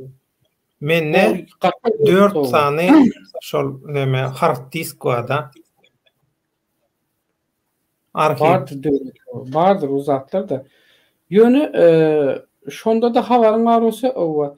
Şol döwürde de şol biz azatlyk beş ýapyrymyzda biziň şol biziň bilen bile ara baglanşykda bolan käbir Türkmenistandaky raýatlaryň özlerine we hossarlaryna nähili basyşlar etdiler. Men şol döwürler hem dile getirdim bu Türkmenistanyň şu raýatlara ulanylýan birinji taktikasy, iň soňky taktikasy ýa öldür ýa dedim sizi ýoksa da öldürme, janyňyza kast etme sinanşyk ederler. Bolmasa da dedim maşgalaňyzdan birine hökmen kast etjek bular dedim de. Sen bu zatlar boldu döwlet. Sen öz başymdan geçti buların şol rejimiň özüne, öz töweregine ornadan fundamental totalizm yani otoriter bir rejimin şu ýerde ýem bütün bir sütünde duran bir güç var. Şu diktatör rejiminin gücü, şu güçte hareket edýär de. O gözüňe getirip görsen. Biz şurada aýdanymyzda ýadyňa düşen olsa hatta bizi ikimizi ağzına gelip o aýdallarym askermen o özüňem şaýat ne enemiz kaldı, ne ejemiz kaldı, ne mamamız kaldı, ne bacımız kaldı o. Şu döwürler bize ağzına gelen aýtmadyk bu hapa sözler kalmadılar ýadyňa düşen olsa. Son şu döwürler mesela aýtdyma döwre senatda dur dedim. Bu halk dedim owa. Bir gün olmasa bir gün dedim. Canından geçip yani etinden geçip süngüne yetdiğe böyle şu adamlar dedim patlap ortaya çıkar dedim. Özün dedim ova. şeýle ýagdaýda görkezjek bolup diýdim. Ýowa. Aýdy şimdi alam ene özüň indi gördüň häzir şo döwürki türkmenleriň käbirler häzir şu aktivist sumaklaryň içerisinde aýlanşyp görler. Kimleri haýsylar, kimlere näme edişleri, işleşleri. Ýöne biz azatlygy meselem sen şu Türkiýede 2000-näçede goýduň sen? 2019-da goýduň ýalňyşmasam, doğrumu? Ha, 16 ýanwaryna. Sen goýduňam, seniň izinden meni çekdiler. Meni çekmänkäde men aýtdym däm döwlet diýdim. Döwlet şo wagtym senet saňa men bilenim üçin aýtdym. Döwlet diýdim. Seni şo döwürde ýegenini Türkmenistana gitdiler. Dogry dälmi? Senden öň. 2000 biletmeliler. Hawa. Men şoň üçin gaçdym Türkmenistana, özümi deport etdirmejek bol. Bolmady men Türk watandaşlygym bar. Men aýtdym sana döwlet diýdim. Seret diýdim. Bu ýerde dedim bir oýun boldy diýdim. Habaryň olsun diýip aýtdym mene öz ýüzüňe aýdatyn. Döwlet ýegenin gitdi oçur saňa geljegindi diýdim. Hudadan, Allahdan berilen sana berilen emir bilen sen öz janyňa daşary gaçyp atyp gutuldyň. Daşary çykandyň saňa hiç kim hemaýet etmedi. Bilýän bäm şonu? O şunça ýyllar ömrüňi beren, zähmetini siňdiren, maglaýdyryňy şolar üçin beren şol gurama sana näme etmedi. Hemaýet vermedi. Ýöne senden soň sen çykmagan men sana aýtdym da döwlet seret indi diýdim. Men gelýän diýdim. Meniň ýeriňe, seniň ýeriňe men alar, men de senden beter ederler diýdim. Aýtdym aýtmadymmy? Doğru dämi? Boldu dämi şular ýazda? Ýene hüjüm edýärler aýarlany. Ýowa. Ýöne men 5 ay işleşdim. Yanvarda bağlaştım. Maýa çeldi. Maýda uje men goýdum umuma. Maýda işleşmedim soň. 5 aýyň içerisinde Türkiýede habarçy bolup da şeýlemi? Owa. Resmi ýagdaýda boldum soň. Resmi kontraktym bar meniň elimde. Ýöne umuman aram kestim men soň. Ese bulardan geçtik döwlet owa. Şondan berem ýene özümüziň şu işimizi häl şimdi özüňe mälim biz bunu daşarut habar veriş serişlerinde häl şimdi şolar bilen başga daşarut habar veriş serişleri ara bağlançykda bolup şolar bilen bile häl şu işimizi dowam etdirip durýarys. Ýöne meni ýene bu iň esasy janymyň ýanan ýeri şol döwürdeki galan hüjümüniň izini ýene dowam etmek üçin ýene ýaňa ýakynda şol meniň şol öz ýaşaýan ýerimizde ýani şol Lewap vilayatynyň häzirki Sayat owul Sakaretranyň 28-nji orta mektebinde okuýar. Şol mektebi menem gutardym. Ozal 6-njy orta mektepdi.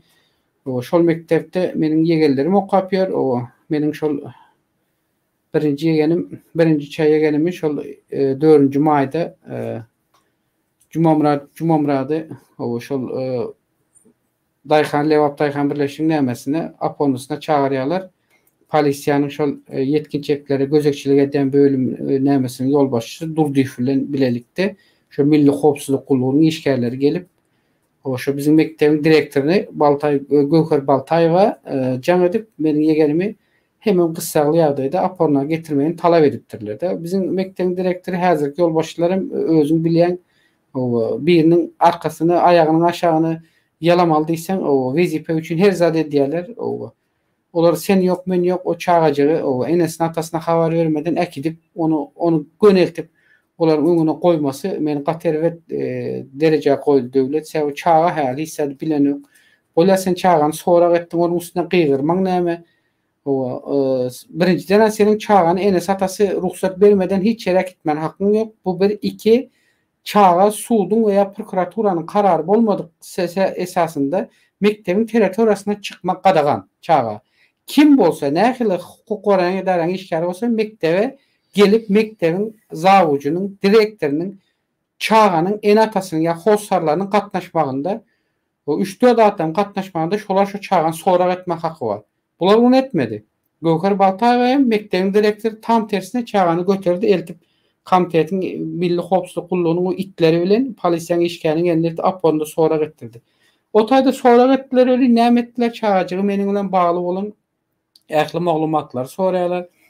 Öz ataň dogany bilen agaň bilen girleşýänmi, näme girleşýän? sana nämişler etdirýär. Owa. Senin prezident arada, yurt arada sana şeyle gurumlar berýärmi? Şular ýazatlar etdiýär aýdýarmy? O şu zatlar hani bize doğrusuna bolmasa senem tutuşmaz kalanam hem meňem yalan bize maglumat berenim üçin biz seni basarız maşgalan bilen bile diýip çağa hal ol. Korkuz ya o çağa nämeni bilsin. Özüň bilýän. Olam boluşalar demeyin. Meniň öz ağam, o men gürleşem, maňa olar azat diýip aýdan ýok. O näme üçin aýtsyn maňa diýär-de çağajygym. Bassaňyz ýene basın diýär. Ondan soň enesi gelýär. Enesine hüjüm edýärler. Siz şu doğrusunu aydın, bolmasa başkalarınız bilen sizi cinayet jogapkärçiligine çekmek durumunda koymaň bizi, şeýle zorluk ulatmaň diye basjaklary bardy. Ahyrynda da, en soňunda da eger olar şu meniň bilen ara baglanşygyny kesmeseler, meniň janyma hopun gelip biljegini, ýani çağany bilen enesiniň ýanynda aýdýarlar. Ýani öldürýär diýerler, açyk-açyk aýdypdyrlar-da. Öldürerler ol ağamyzy, şunu bilen ara baglanşyr, kesmeseňiz diýär-de. Ondan beterem şol maýdan öňüm 26 aprelde, şol 2021-nji 26 aprelinde meniň erkek doganym, onu da ýene şolar ýaly 4-nji maýdan bir näçe günü şol Taýhan birleşigiň apornusyna çagyryp, o taýda onu da soragat. Oňa da edil şolar ýaly sorak berýärler. O doganyň bilen el çektir. Şunu çıkış edýän nämelerinden bolmasa biz onuň janyna hop saljak diýip oňa açyk-açyk. Ola dogan meýem ýaşy uly bolan soň eýem ul aýdypdyr-da. Biz onuň bilen hiç meniň ara baglanşym ýok. Eger eliňizden bir zat gelýän bolsa, ha özü gürleşiň edin näme diýen bolsaňyz gaýdyp bizi çağırmaň bäri diýip ol çykyp gidýär gahar edip. Aporundan. Bolay. Şu ogul garalygy bilen baglanşykly aýdan da atlan ýaman agyr diýipdir şolara. Döwlet men häzir oňa da geljek. Häzir oňa da geljek. Şu mesele şu ýan gaýdany bir bitireýin. Soň aradan ýene bir şol maýyň içerisinde eýem ýalňyşmasam maýyň 17-sinde mi näçesinde meniň eýem ikinji ýegenim, ýani şol ýanky birinji ýegenimiň öz aýal dogany ondan ulusyny. Oňa eýem ýene mektepde şol mektebiň direktori Gökher Baltaýewa tarapyndan eýem hüjüm edilýär-da. O ynha mektebiň okuwçylary şeýle edýär mogul meni aýt bar agaňa aýt. Şeýle işler edilýär. Egzamin gaty golaylaşýar. Egzaminde hasaplaşar senin bilen diye gaty şeýle hem askermetçilikli hem medeniyetsiz dilde hem onu döwlet egzaminleri bilen tehdit etmeye başladılar. Tehdit edipdir Gökher Baltaýewa. Şol mektebiň direktori. Indi meniň aýtjak bolýanym şol mektepde döwlet men özüme okadym. Hatda şol Gökher Baltaýewa diýilýän direktor şahys ozal bizi de ýalňyşmasam bir ýyl töwerek okatdy. Özüniň adamsy dogrusyny aýtsam prokuror, ozal prokuror Berdimurat Baltaýew. Men o arada her hissede girjegem de ozal transportny prokuraturaň ýolbaşçysy boldy. Ondan soň Gowurdak şäheriniň prokuraturaň baş ýolbaşçysy boldy. Ýöne bul Gökher Baltaýewa bu mektepde direktor bolandan bäri bu mektep gaty elbet köp zatlary näme geçen de gepin gysgasy ütkäpdir de mektepde çağlary bilim bermäne derek çağlary bir hakikat geljekki olaryň bir geljekki durmuşlaryny ýaktylandyrmak üçin olara edilmesi gerek ve berilmesi gerek olan bilim hem terbiýeniň tersine hökümete, rejime karşı olara ýykyn edip şu çağajyklary şolaryň nämesine, tälimine ýanky çağajyklar taýýarlaýarlar da mektepde. Yani o da indi häzirki çağ mektepde okap beren çağalaryň özüň bilýän döwlet. Haýsyndan sorasaň diňe şu prezident kitabyndan başga zat kem bilen adamym ýok gowy. Köpüsi pakylar gürläwen bilen ýok da korkudan. Ýöne bu zatlarym meni ýyprandyryp bilermi? Bir tarapdan meniň maşgalama ziyan vermesi meniň agyryma gider, gaty agyryma giderse o zaman meniň maşgalamdan ikisiniň ölmesine sebäp boldy, öldürdüler apaçyk. Ýöne bu zatlar eýem iki soňky nämede bolan, soňky günlerde bolan üçin men şu bir näçe wagt efire çykmadymda diňe şular takyp edip durdum da. Bana esası oçur, birinci oçur menin sağlığımdan hem daha önemli menin maşgala agzam.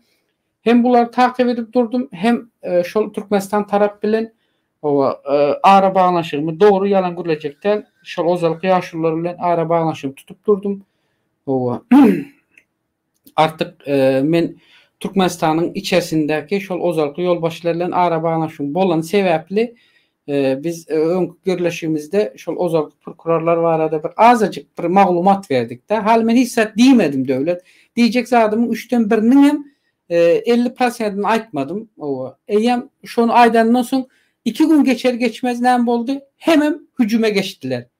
Gördüň dälmi? Hemem hücüme geçtiler. Sebäbi olaryň hücüme geçmesiniň sebäbi veya şu Türkmenistanda mahaly meni bärik gelen soň meni öldürmek isleýärleriniň hem sebäbi men şol döwletiň içerisinde işleyen şolaryň pusubucurlaklaryny bilýän adamlar bilen bile salam alekimiň barlyklaryny hem şolaryň bütün pusubucurlaklarynyň köpsüni özüm görün bilenim üçin meni bular ortadan kaldırmak isteýär. Yani diktatoryň asyl nämesi bileni hem göreni ýok etmek, ortadan ýok etmek. Yani şonu öldürmeli, gümtamp etmeli da gepin kıskası.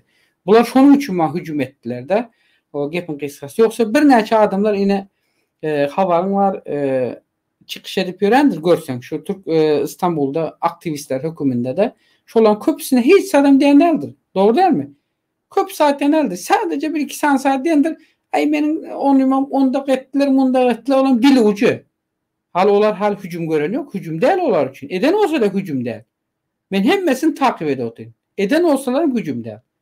O hücum başka şey diyorlar.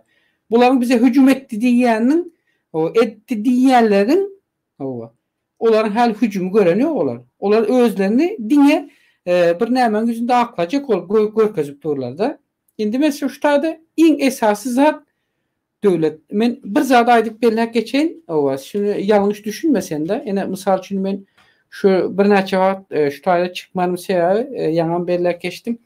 Şol öz tohum tişlerimi, maşgala agzalarymy hemmesini özüm kontrolümde saklamam, hemem şu taýdaklaryň köpsüniň ýene näme pusubuculuklar edýärliklerini takip etme. Meniň üçin ýene elimde bir delilnama bolar ýalda. Kimler näme şey diýär, näme goýýar, kimleriň nämelerden ara bağlanşygy var, şu zatlar bilmem üçin. Ene indi men şu taýda şu sözümün soňragynda şu zady bir belläp geçecek gaty erwet hem her kim bunu gaty dikkatli dinlesinler. Iň gerekli bir zat arada men haly 3-4 günlükde aldım. Aýdy bilersin. Sen o sanlar aýtjak bolsaň, häzir garaş men öňünden tomaşaçylara bir zat aýtjak da. Saňa da sen özüňe pikiriň aýt şu temada. Inaýadyr mehriban doganlar, gadardan tomaşaçylar, Rozabay şol rejim bilen işleşen rejime aktivistlere rejime gulluk edýän adamlaryň sanyny, onuň rejimiň hem näçe sany aktivisti gara sanyny alyp, näçe sanyna agyr, näçe sanyna edil agyram bolmasa başga çara jeda gözüňünde tutýanlarynyň sanlaryny häzir aýdar size. Ýöne şondan öň men bir zat nemeçek bolýan Rozabay. Şu adetini özümi durmuşda işte ýalňyşdyrmaýan bir zat var. Hakykat. Hakykatan näme seljermeli? Logika bilen. Dogry aň düşünje bilen. Aýdylýan zat, edilýän zat, teňe gelýärmi, gelen okmy. Inni şu esasanam Türkiýedekiler Kipremamyň içinde belki ýurtlardakylar amma ýöne esasy köpçülük esasy üns merkezinde Türkiýedekiler var. Näme üçin? Şu aktivisti kameraň öňüne geçenler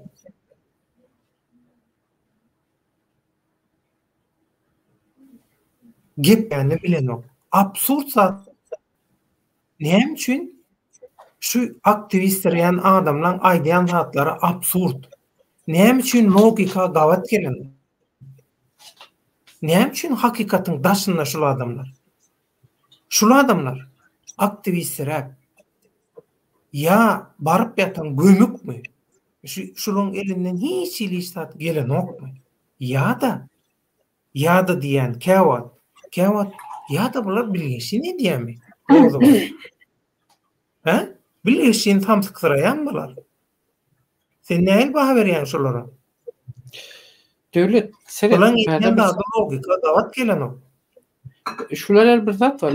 Men sana şunu şeylere analiz edip bereyim. Men öz analizimi hem aňardaklaryň bana beren maglumatyna göre mesela şey diýip aýdyn. Bular aňardan alan emirlerini aňardaklaryň emrine göre etmesi gerekýär berdi. Ýöne olaryň kime emir vereni, kimin nähili wezipeni etmeliligini hiç kim bilen ýok. Daşardaky raýatlar bilen ýok.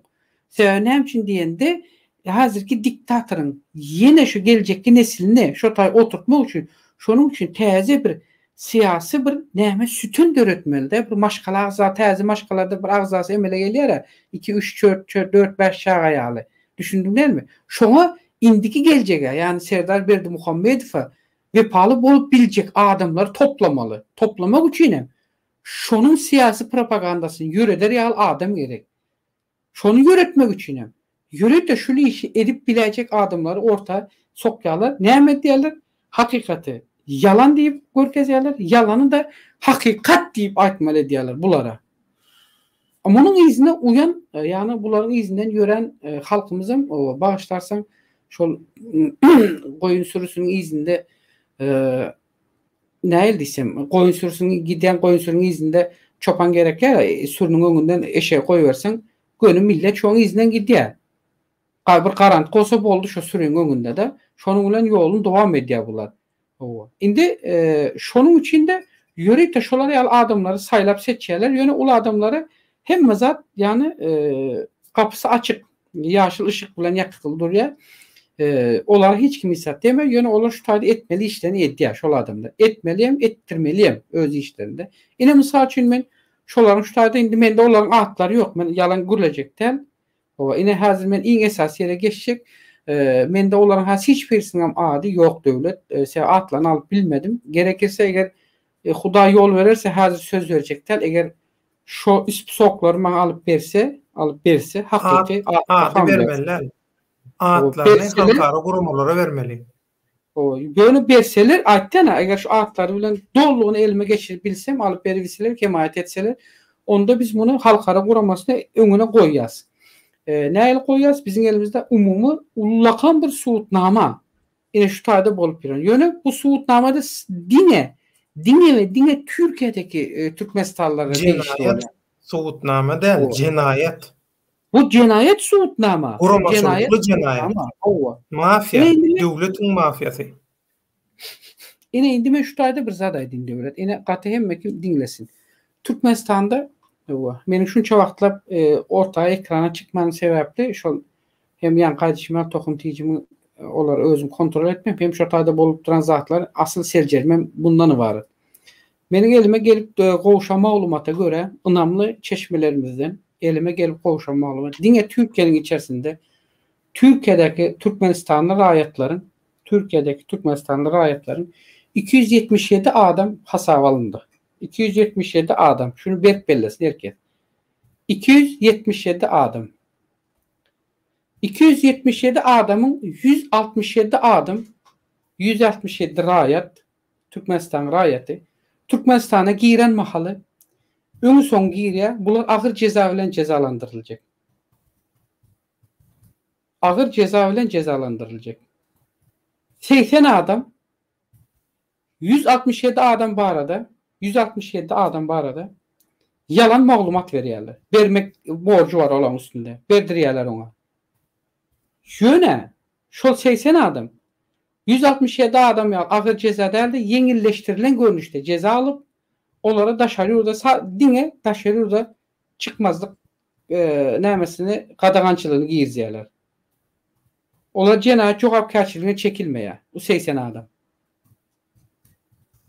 Buların indi içerisinde 30 adam yani 30 adam bular Türkmenistan'ın ýörite hopsuzluk kulluğunun öz adamları şolar Türkiye'deki Türkmenlerin kimlerin haysi toparlarda, kimlerin nirlerde, kimlerin kimlerle nähil ara bağlanışı barı olan barlığı sebepli 167 adam yani 277 adam bilen bağlı bütün maglumatları öne şu 30 adam beriyor. Seyredin. Bu umumu sani 277. Ben bunları Orset'te ya belki devletlerden deyip koşmadım. Dine Türkiye'den aldım. Ya Kipir'den demedim. Dine Türkiye'den aldım. Şunu hem kim katı bellesin. O indi şunun şu tayda 30 adamın ediyen işi yani şu 80 adamın üstü bilen 80 adamın üstü bilen 167 adama ağır ceza getirdiler. Yani 80 adamım şu 30 adamın eden işini bilmedi. 80 adamım şu 30 adamın kimliğini ve eden işini bilmediler. Bu 80 adamım 30 adamın günahı bilen yengilleştirilen bir ceza bilen yüzleşecekliklerini ayttılar. Yine indi karar o. İldeşlerimizin öz elinde devlet. O. Bundan sonra ben hiç alada edecekler. O benim için alada benim için hiçbir nemesem yok. Bana gerek yerem yok. O. Bundan sonra ben halka özüm senem eğer edip bilsen o. Bana şahsen özüm sen karar senin. Ben halka onu edin bunu edin deyip aytacağım der. Koşul her kim öz kazan çok onu özü düşsün, yansın. O yüren yolunda devam etsin. O. Ne bolşeginde o sonunda mağlaya varıp daşa degen makalı ene şu makal aydiyalar biz şunu daha öňrek etsek ekenik deyip. O. Bu yadyna düşen olsa men sana şol İstanbul'da şu konsulun önünde yürüyüş getirecek istendikleri makalı Türkmenistan rayatları bir 70 töwerek rayat şol polis karakolunda tutulup saklandı. Şogun şol rayatların hemmesinin yadyna düşýän bolsa bütün hemmesinin adlar, familiýalary, danylar yazılıp alındı. Son şo wagtda men şonu senin bilen efirde çykyş edemden bir aýdypdym. Şol yazıp alınan makaly Türkmenistanyň konsullugynyň iki işgär geldi şo karakola diýip yadyna düşýän bolsa şo taýda ekranyň doňda ötýän döwlet. Sesim gelýärmi?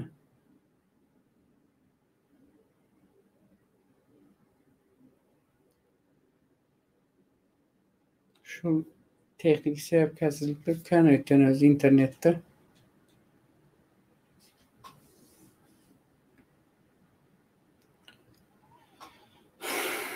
Elbette internet ara bağlanışında bir näçe kynçylyklar çykyp biler. Mehriban adamlar gatygen görmäň.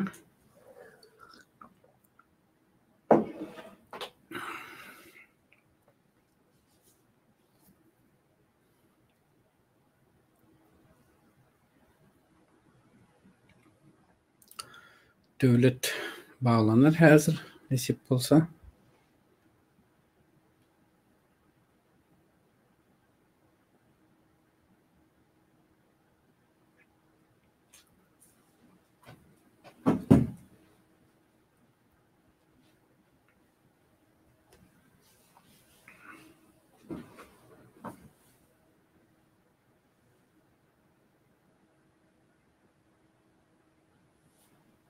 Ben de şu internette bir serenin kablo deminde de mi kimçilik var mı ya?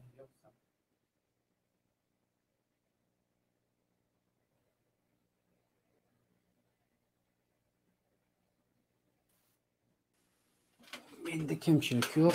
Benim internet kablolarım yerinde. Yine devlet geldi efire. Devlet sesimi duyan değil mi? Sesimizde birazcık kemçilikler var. Ektenimiz bağlantısı. Sesim hücum edýärler deyip bana sistema neme diýe. Hücum edýärler devlet şähe gerekli zat maglumatlary berip her türlü edýär. Indi men şu ýanky sözümün ýarysyndan geçen aýdan ýerinde galantym 277 adam umumy. Şu 277 adam bilen bağlı olan esasy mesele şu yadyna düşýän olsa İstanbul'da şu konsullugyň önünde ýürüş geçirmek için Türkmenistan'ın bir näçe raýatlary ýadyňa düşýänse iýun aýynda şol 2020'de 2019'da näme eleri geçdiler polisiýa karakolunda ýadyňa düşýär habar beripdim dogry dämi? Şoda şo taýda şol Türkmenistan raýatlarynyň ählisiniň atlary, familiýalary, bütün maglumatlary şo taýda şu polisiýa işgärler tarapyndan ýazylyp alındy. Şu alınan mahalda Türkmenistan'ın konsulluğundaky 2 işgär geldi. Ona men şol senin bilen gepleşikde maglumat verdim. Soň gelenine aýtdym. Aradan bir näçe gün geçdi ölen bir hep daha geçip geçmän 10 gün töwerek geçdi. Ol bizinkiler ene bizim ene mert kahraman yigitlerimiz ene gyzlarymız, gelinlerimiz o müňden gowrak adam bolup konsulluğun öňüne ýürüşe çykdylar, protest etdiler diýip şow berip ýörerler wagty ýadyňa düşýän bolsa. Ona özü bilýär. Ay hemmeten var garaz Huda saklasın şoň şo taýda düşende şo taýda raýatlaryň köpüsi özleri bilýär. İçinde Huda var bolsa Hudadan gorkjana saýdyrlar. Şol adamlaryny özlerini topar ýol başlarına jaň edýär ölüm barys köpüsi telefon ýapyp köpüsi hem olara aýtýar biz size barın diýip aýtdykmy? Biz size çıkın diýip aýtdykmy diýip olaryň öz üstüne gygyrdylar gaýtam şo güni. Ýöne o taýdan hemme kim çykdy, çykanda şo 10 günden soň ýene bir näme taýýarlanymyzda ýadyňa düşse men şonda aýdypdym şo ilçhanada nämes tarapyndan polisiýada tutulan Türkmenistanlaryň eýen maglumatlary Türkmenistana bardy diýip aýtdym men şo makaly. 70 töwerek adam şo makaly Türkmenistana bardy diýip onam şo makaly aýdypdym. 10 günden soň aýtdym. Sen bana olar aýtdy-da gel deýän bäri hemme kim maglumaty diýdi. Indi olar aňarda özleri başga bir program esasında işleýärler de şo taýdaky raýatlaryň hossarly geregini hossarına basyş eder, gerekmejeni hökümet näme görüşine üstü ýapyp tutarlardan gizli ondan soň birden ýene hüjüm ederler. O hal bular hiç görmäsem özleri bilýär. Şo taýda 60 adam 70 töwerek adam seret şo taýda eýem maglumaty 70 adam baran olsa indi bu taýda ýene näçe kaldy 207 adam diýelim. Bu 207 adam umumy 207 adamın maglumaty nädip bar ya? Kimler tarapyndan ýetirilýär olara? Nädip bilýär? Ine meselenin iň esas öwrülüp dolanyp şuna seretmeli ýerimiz, iň esas seretmeli ýerimiz şu.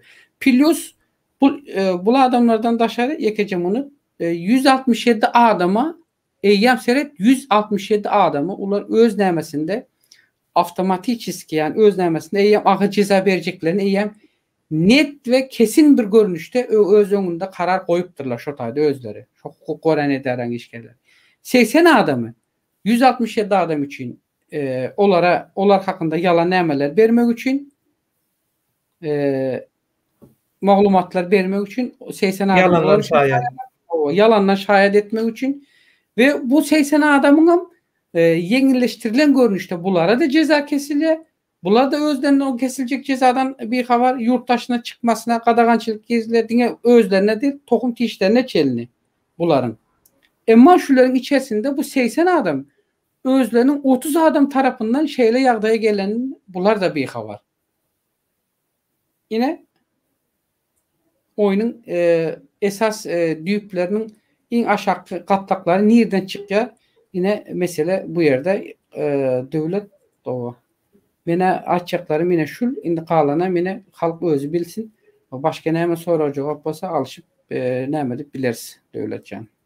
Sağ ol Rozaway. Indi häzir tesirlere geçeriz. Tomaşaçylarymyzyň reaksiýasyny, düşünjesini alaly ýöne. Şoňda men bir zady belläjek bolýanda. Şu ýadyňa düşýän bolsaň 2017-nji ýylyň şol aprel aýlaryna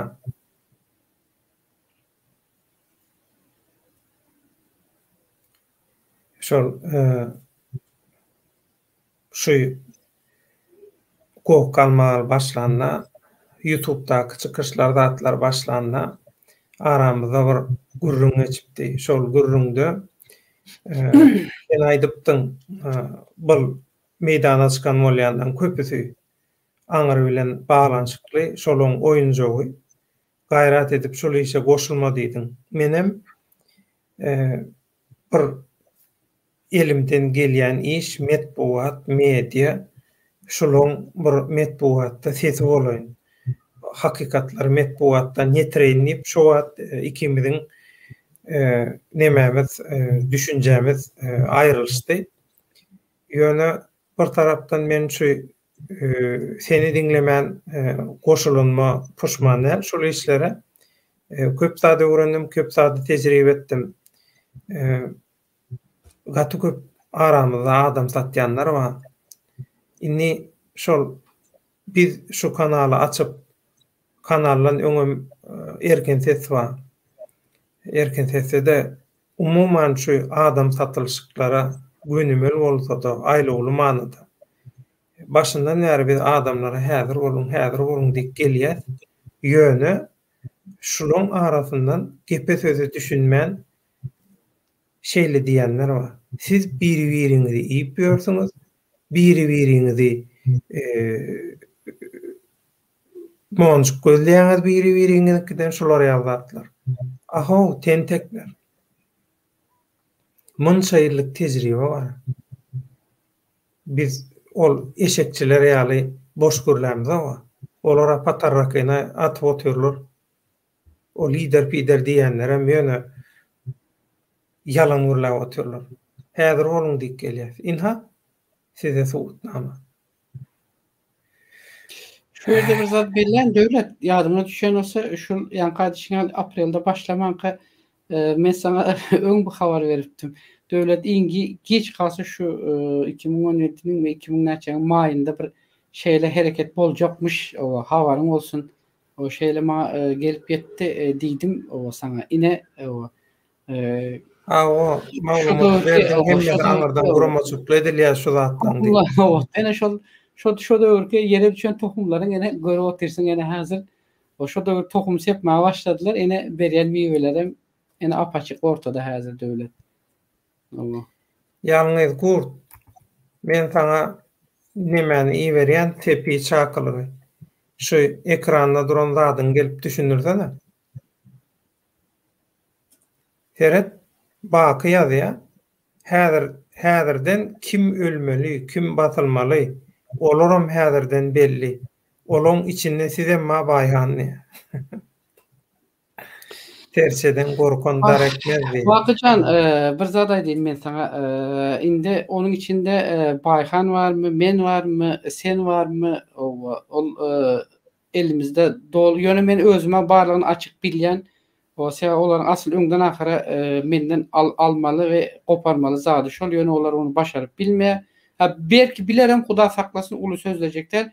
Ýöne men şol özüm şolar meni ortadan galdyryp ýok edene çelim men olary şunu aýdyp geçen edil şu bölük edip olardan koparyp etini koparyp aljymy şu taýda ýene söz berýän. Menden nähili iki adam koparyp alyp gara topragyň aşagyna beren olsalar menem şolardan etlerinden bölük edip koparyp şu toprağa gömme häzirden men taýýar.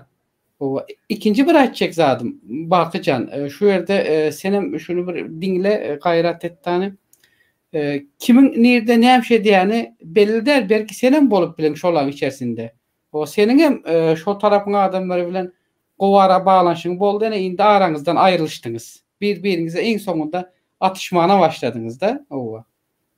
Bu menim sana ýa haýsiyem bolsa bir seni askermezçilik ýa haýsiyem bolsa seni bir kemsitmeçilikde däl.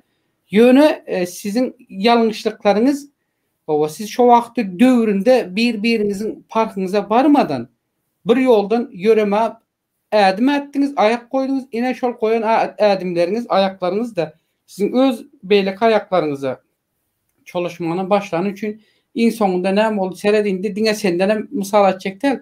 Hemmesi bir-biriniň götüni açmaga başlady. Bul muňa muny diýdi, bul ona onu diýdi, bul onu etdi, bul muny etdi. Bu adamlar eýen bir-biriniň günäsini satmasynyň sebäbi näme? Ine şu taýda kaynaklandy. Indi ýüze çykdy bärde. Emma bu ýüze çykmazdan ozal ene şu 277 adam maňa da hasap alındy. Ene indi ýüze çykdy.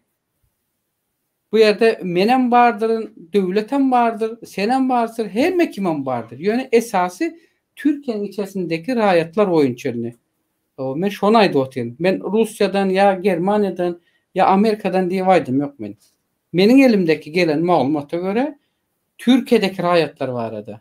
Ha, aňyrda olar kime nähili ceza uygulajak? Haýsy 167 adam nähili cezadan agyr ceza ýiyecek? Belki olaryň arasynda ýyl ary tapawutlygy bolabilir. Belki hemmesi standart 1 ýyldan hemmesi standart 1 ýyl berip bilerler.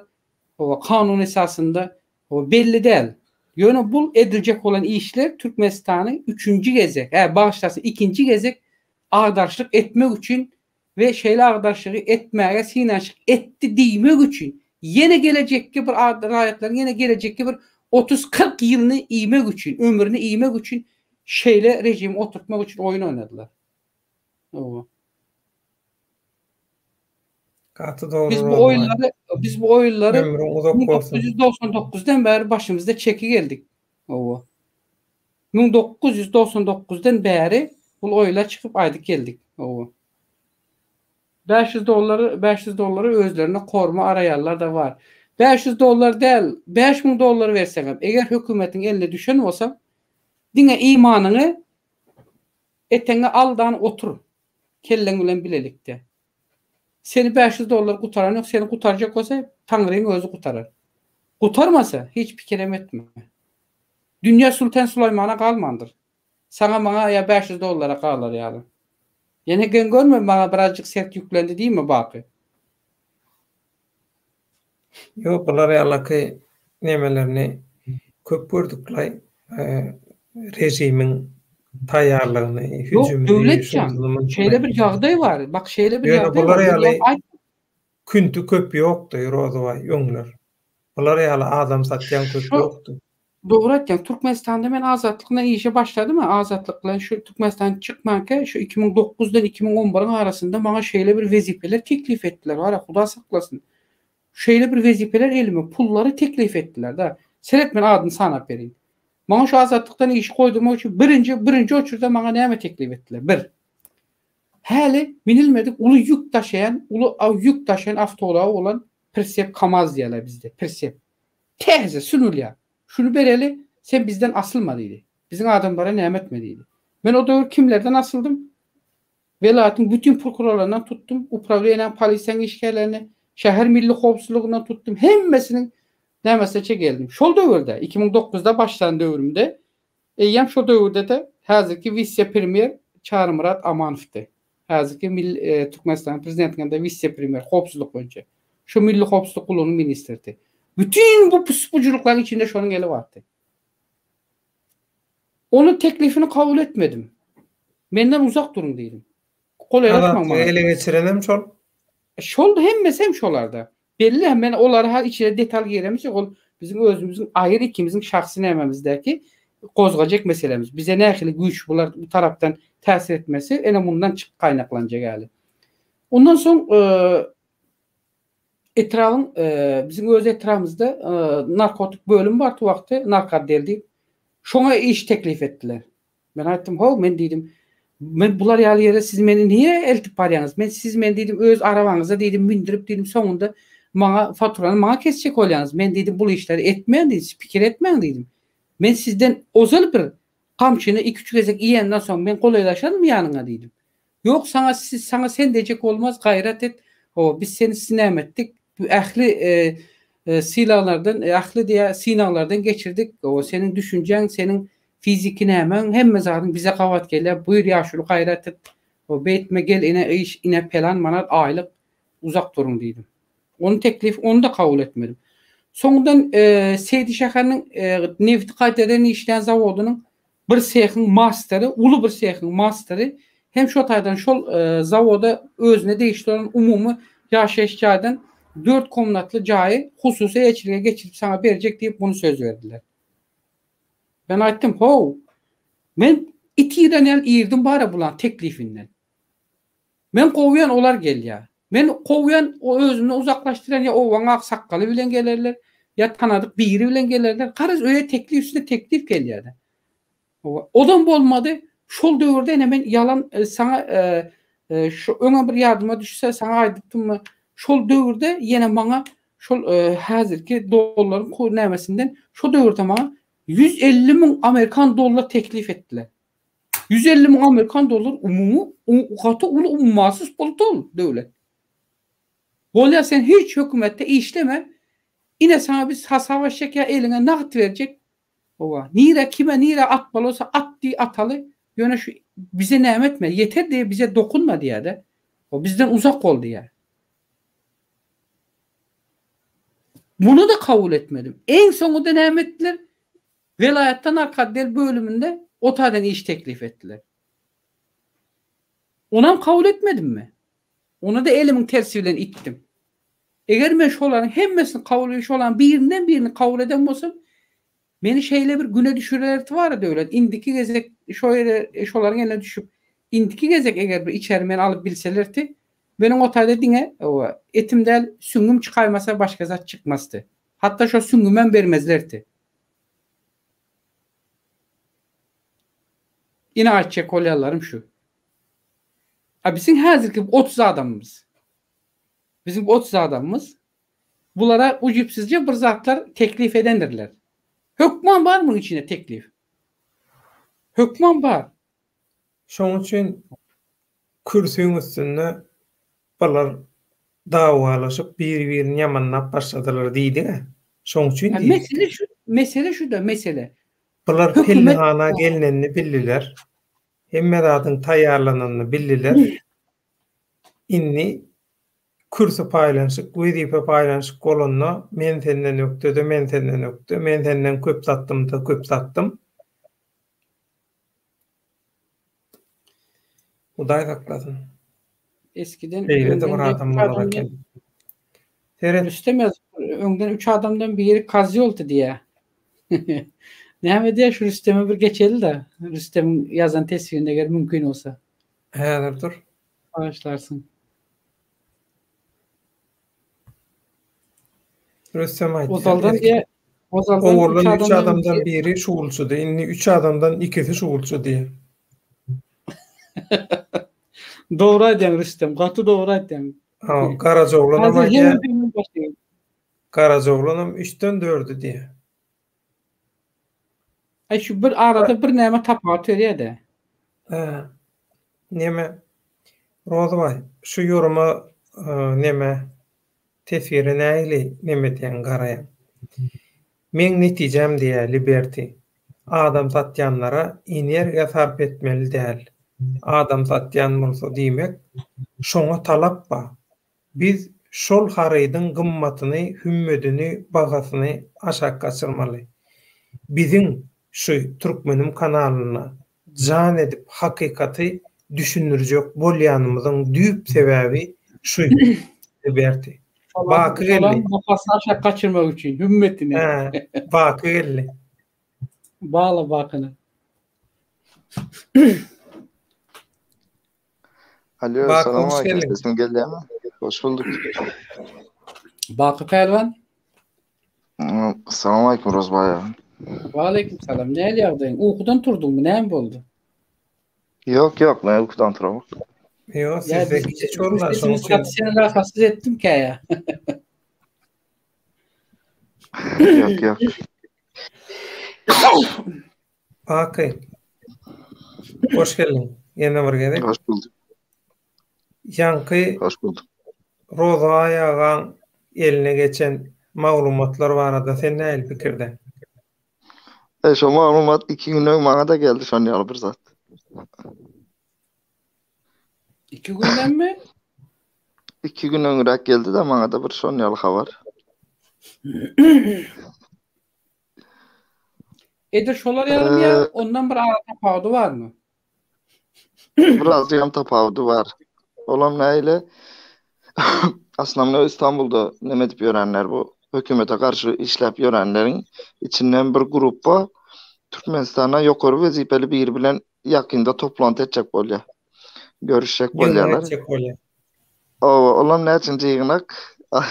Bulan bir sora berýse ýani şunýa bir zat var. Uşa häzirden näme bar da list var. Kim ölmeli, kim galmaly, kim näme etmeli, türme basylmaly, kim hain ilan edilmeli. Mesela alıp bilmediği adamlarını Şunyalı tezekler var. Bakı Halat ediş komitetinin işleri mi var? Edilezi. Anam Şoňa açıklayacak. adından bilme he? Ben ön Bakı diýmedim Döwlet abi. Kimi kimden halas edecek bolýarlar diýip. Ana. Men ağzımdan alın şonu diýjekdim sana. Kimi Soňam kimden halat edecek bolýarlar diýip. soňam ilk çıkışlarımda da men aýdyp geçipdim bu kemine kim bilen görüşýär Türkmenistandan ýokary wezipeli diýdim. Näme üçin jogap berenoklar şu güne çende? Halkam neme diýär da bak elinde delilin barmy? O men özüm içinden çıkan adama ma delil nämeme gerek? Men özüm içinden çykdym aşo zaten. Men delili özüme şoňa. Aýdyp otyn. Kim bilen görüşýärni soraň bilin şoňa sora berin diýen hiç kim şonu nemetip göreni izine düşüp. Ana indi ýakynda toplantı boljak. Az yurttaşından düşünün Türkiýeden teklifler edýärler millete. Men sana 500 dolar bereyin aýda olamon ýalda rozbaya yanlış düşünme. Aýda 500 dolar bereyin sen bizi gora ýene nämet bizim ýanymyza bize destek bol. Ana devlete 500 dolar berýär diýip üstünden gülýät indinen boldy. Bularam bir kanala çykmana başlady. Neme bakı eger sen şu efire bağlandın yaman gatongot oldu da eger istesen men häzir senden bir käbir zatlary sorajak da özüm şahsy düşünjem, şahsy pikirim, şahsy soram. Bu ýerde menim senden sorajak zatlarym seni garalamak ya seni bir äskermesçilik etmek değil. Elbette eger sen şuna razı bolsaň men sana şu soraglary berip sorajak. Näme üçin diýenimde men käbir zatlar açyk ortaga goýjak da sen tarapdan mı ya olar tarapdan sana şular ýaly oýlar edilen bolsa şular bu suud edip şu ýerde analiz edip berjek. Elbette sen karşı olmasan. Yok Roza Yo soram men. Karşılığım yok diýip soram. Karşılığın yok değil mi? Onda Yok, ben näme üçin? bir soraga geçeyin. Ine sen özüň häzir ýenem özüň şu taýda öz diliň bilen belläp geçdiň.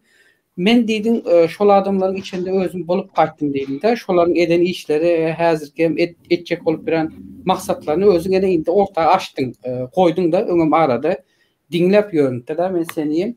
Indi meniň şu taýda esas asyl bir kellemde dören şeýle bir sorak var baky. Şunu bir ayan eder ýalda. Şol Kemine Dağı'nın toparında şol bağışlarsın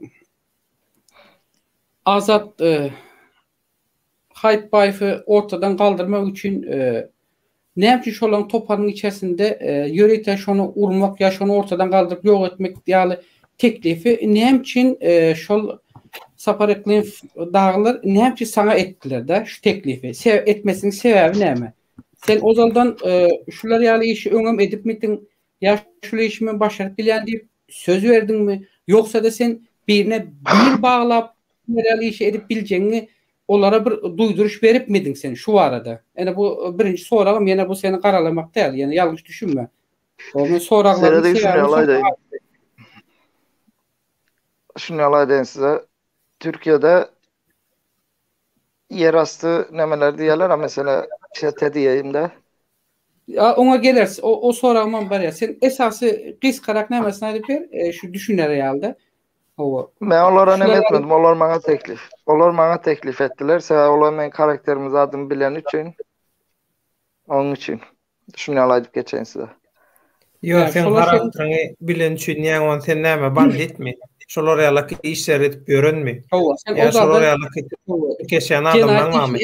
Sen cenayet işini o zaman edip mi düşüler? Bu işlerin cenayetlerini sen o zaman bilýärmidin, bilmeýärmidin? Bilýän olsaň da olar näme sana teklif etdi? Bilmeýän olsaň näme teklif etdi bular sana? Hiç kime derdi meni seni sandylar içerisinde. Onun cenayet işini bilýän men. Ýöne şunu ýaly bir zat var. Eğer mesela men Azat Hayitbayev onu ýaly etmek aklımdan geçmedi. Sebebi Azat Hayitbayev doğruluğunu bilenim için sebebi onun ejesine dil getirildi. Yani şunu ýaly bir nemen aýdyp geçen size. Eğer men şu taýda Zabarıklıflara inanıp Azat Hayitbayev bilen ters düşen bolsam men o taýda mesela kanunu ceza işlenende men o taýdan özüm alıp çykjagym bilýärdiler olar. Onun için men pikirimce onu şonu ýaly. Sen Neçinci ýylda ýurtdaşyna Türkiýe'ye geldin? Şunu aytmayın da. Bolya, o senin şahsy näme? Oňa näme etme gerek ýok. Meniň indi ýene ikinji berjek soragym. Sen ozalam öz ozalam bir aýdypdyň. Öz näme? Ýene häziram aýtdyň.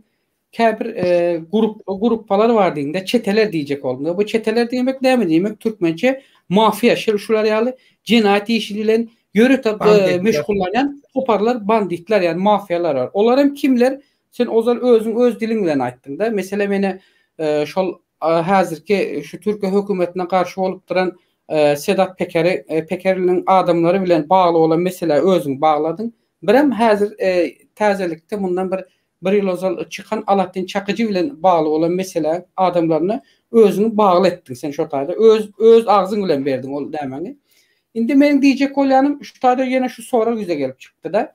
Sen ozal şu wagtdan özüň ýene şu soraň içerisinde bir näme beripdiň da Türkmenistan döwletini seret bu aýdan sözüň seniň agzyndan çıkan söz Türkmenistan döwleti yani tutuş döwleti şeýle derecede yani şeýle bir korku derecede ele geçirebilecek halda biz hereket edip durduk. Şonu saparykly iftaglar bilýärdi diýip sen özüň aýtdyň şunu, doğru dälmi? Şu sözü. Hawa. Şunu sen aýtdyň. Indi sen özüň şu wagt sen özüňden bilen ýokduňmy şu çete gruplar diýen seniň dilinde aýdamda yani bizim Türkmen dilimizde aýdamda cinayetçilik işi bilen meşgullanýan toparlaryň hökümeti zor ile şeýle ele geçiren ýagdaýynda hökümeti, döwleti ele geçirmek üçin gaty ummasyz sen aýdyşyň ýaly ya kan dökmeli ya gaty ummasyz adamy janyny ýok etmeli de ortadan galdyrmaly. Bul gaty erwet jinayet işiniň içerisinde gelýär. Şöyle toparlar bilen sen ara bağlanşyň barlygyny veya şöyle toparlarla adamları bilen senin şol kızlanma dernegine edip ýören hemayatyny kızlanma derneginde döreden de senen bartyň içinde öz aýdyşyňa göre. Şondan soň şo dernegiň içerisinden sen birden-bire senin şo taýda aýrylmaň näme sebäp boldy? Yani sen olaryň tekliflerini kabul etmedin yoksa olar seni özleri şol Azat Haýpaşowy ýok etmek üçin etdiren teklifini sana kabul edip özleri seni mi itdiler mi? O taýda näme boldy yani bu işleri? Näme sebäpden bu birden-bire sen olarla çet gelip düşmeye başladın? Senin şunu yazat var. O taýda şantaj var. Aha. Şantaj var. İkincisinden keminen men yaman kendim yedim. Mesela Göztepe'de Kadıköy Göztepe'de näme vardır? Bistro kafe. Şo taýda oturanda keminem işte oturan bolsa ýadyna düşer. Stoluň üstünde telefon duranda. Şonda keminen yalandan derneğine näme men o taýda sessiz oturýan ýöne belki türk oglanlar gürledi oturýarlar. Spesialny onu men özüm olara aklyna guýdum. Derneği diye dava satalım mı? Pardon satalım mı değil. Derneğe birini almalı. Karoçu 50.000 lira 60.000 lira verse alalım mı zat diye de. Karoçu satalım mı diye manısına geliyor şu an gepi. Kemini de bunu kabul etti. Bulam 2. Üçüncü mesela Bayram Allalıyev tutulan mahalı İstanbul'da. Näme izine düşmedi dernek şonun hiç şeyle. Dernekde ne çekişi? İzine düşmediler. Bilmedim indi şonun da kemineler kaguta hissat bolman ýaly edip nemetdiler. Birem şunu ýaly bir zat var Bayram Allalyev'in tutuljak günü Bayram Allalyev'in nerede boljagyny kemine bilýärdi. Polisler hem el bilen goýan ýaly edip aldylar şo taýdan Bayram Allalyev'i. Üçüncü ýene bir näme var? Bayram Allalyev'in Türkmenistanda maşgalasyna azar berilen mahalynda bilýän bolsaňyz birinji videosunu goýupdy Bayram Allalyev. İşte hökümet tarafından hökümete başvuru yaptığı insan haklarına diýip şonda kemineler Bayram Allalyev'i aldaýarlar saparaklyň filekisi. Son bunu izne dernekdäki şoma halky oglanlar düşýän üçin näme diýäňiz? Bayram Allalyev'in dokumentlerinden boldu zat diye bilin kemine gülüp ay boş ver diye Türkmenistan'da kim gözler otur ki bayramı diye. Onu yazada gerek yok diye yattan çıkar gider 2-3 günden diye. Sen öz gruppandaky özüne ynanýan adamlara şunýalymy neme diýen? Hereket edýän. Ana bular asyl meni iten zatlar. Indi yine bir soracak sorağım yine bula şundan ibaret bakacağım. Şu grubun içerisinde ya şu denen toparın içerisinde şantajın tehdidin varlığını sen bilýän ekenin. O Gowuzat bilipsin soňundan aýryldың o da özüň için gowy oňa peýda boldy özüň. Ýöne meniň asyl aklyma sygmadyky şu. Sen şu şolar ýar denen içinde şolar ýar tehditler barlygyny bilip, şantajlaryň barlygyny bilip haçan da aramız bozulana çelini sen şu zatların hiçbirini hakikat çıkıp açıklamadın. Neyem için açıklamadın? Neyem sebepten açıklamadın? Veya haçan da sana karşı töhmet atılıp başlananda veya sen de başkalarına töhmet atıp başlananda indi ben bunu özüm çaydığımda töhmet deyimde belki elinde suutnaman vardır. Belki yoktur yani. Ben özüm senin aydan dilinden özüm senin aydan analiz edip aýtýanda son mesele mene Türkmenoğlu sen barada bir näçe maglumatlar aýtdy. Esas ortağa dökülüp başladı. Ondan soň sen o arada döküldün. Ya mesele mene sen çemen öre barada mesele tehdit edýärdiň öznemeňde çemen öre bakaran näme doguradyň senem şolar ýaly meniň elimde deliller var diye şu özün soňky çykyş edende men tesirlerinde senin yazan nämelerinde okawotinde bundan soň da beter zatları açıklayacak, aýtjak diýen ölen ýöne şonda da sen özün köp zatlar aýtmadyň baky. Sen meniň öz analizim bu. Senem şu hökümetiň içerisinde belki işlän bolsaň, işlemedik bolsaň da sen men işlän soň meniň bular ýaly siyasi görüşüm veya bular ýaly detalny işleri gaty erwet ınjyk seredýändir. Iňeň nämesinden sapak geçiren edýän de ýani men sapak geçiren edýän diýende seni günahkerlejek bolam ýok, ýalňyş düşünme baky. Ýok. Ýöne senin şu taýda edýän ýalňyşlyklaryň var. Bir näçe ýalňyşlyklaryň var. Bak başyny sanap bereyim. Sen şunu ýadyna çykarma. 1. Bolan tehditleriň, bolan şantajlary wagtynda açyklamadın. 1. 2. Şol adamlaryň ozaldan kimligini, nähilligini bilýän o bilsen hem sen bilem yok sen özüň hem şolara nämesine hipnozuna uydun mu näme boldu şolaryň nämesinde bir beýniňi mi aldyrdyň mı bilem yok men näme edenini de sen şolarla yol ýüremeň dowam etdiň. 2. 3. Sen berde şol Türkiýedäki şol ýanky senin çete gruplar diýeniň mafia liderleriniň adamlary bilen bile ara bağlanşykda boldy. Şol adamlar bilen birlelikde sen Türkmenistan'ın käbir raýatlaryny özüň aýtdyň. Şu ýerde biz öňünde kömek etdik diýdin. Edibem öğrendik diýdin. Dogry dälmi? Baky eşitýärmi sesim? Ýok. Ol adamlar bilen kömek etmedim ben hiçbirine. Şolaryň etmedim. Yok sen dinle. Bolya hazır etmedim diýip şu bir gepleşiňi nämeden de dinle. Şol adamlar arkasynyň biz şu derine kurup köp adamlara biz hatly kömek Yok. Ol durun indi yanlışsız var. Ol adamlar sen derneği kurandaky Türkler bilen olar başka. Olar men näme diýem size? O diýen adamlarym bilen men bar ortak görüşýän nemelerim bar da tanışy üstü bilen. Siz dowam edin men häzir gelýän bir Bolya.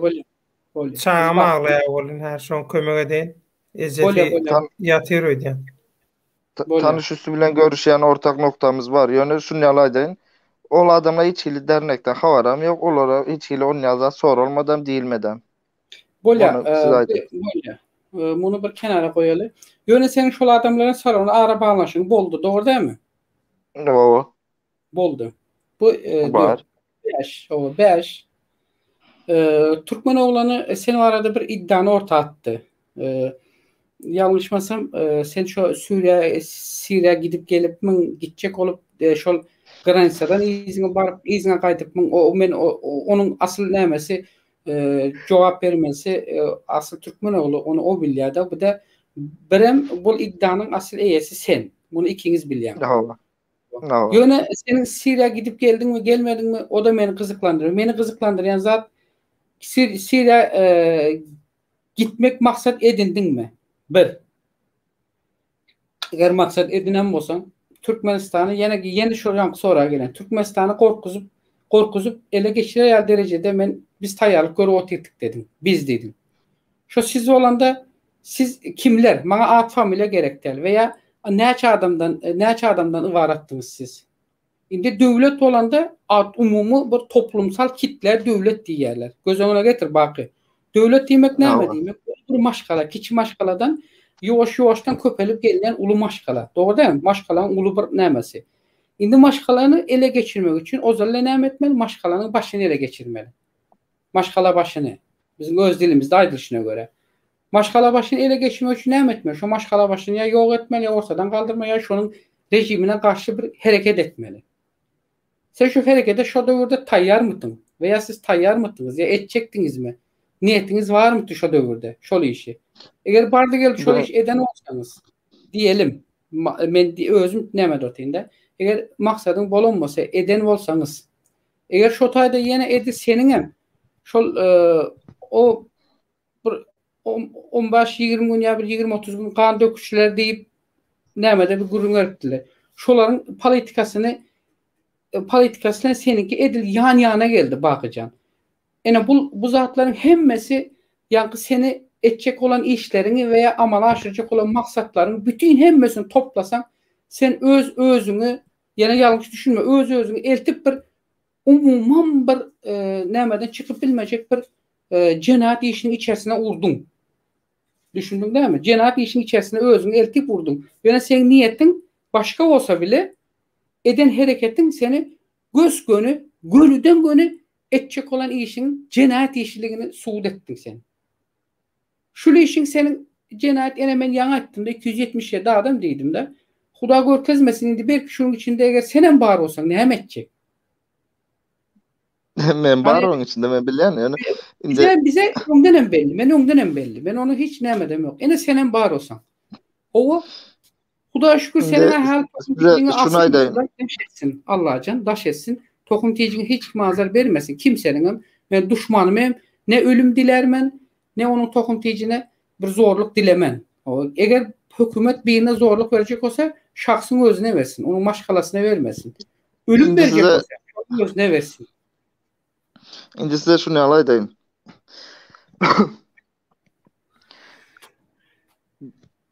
Greksan içine Graniçasını geçerçelli gittim ben. Onun için Şangay vizası gerek yok. Türkmenoğlu'nun aydanlarına cevap veriyor. Gidenini geleni gerektir. Gittin mi? Gitmedin mi? Giden olsan karşı yurda gidenini onu ben seni prokurörle sen uzaklarını sonra oturma. Bana gerek yok o nemelerini açıkla oturma. Asıl detallarını. Durun indi ben açıklayayım. Bak Suriye'ye gitti deyip çıkaranı bilyen. Otayda Türkmenoğlu'nun aydan analizlerini eden nemeleri köpüsü de hem mesela yanlış otaydakiler hem mesela yanlış. Men hakkında aydılan hem mesela yanlış.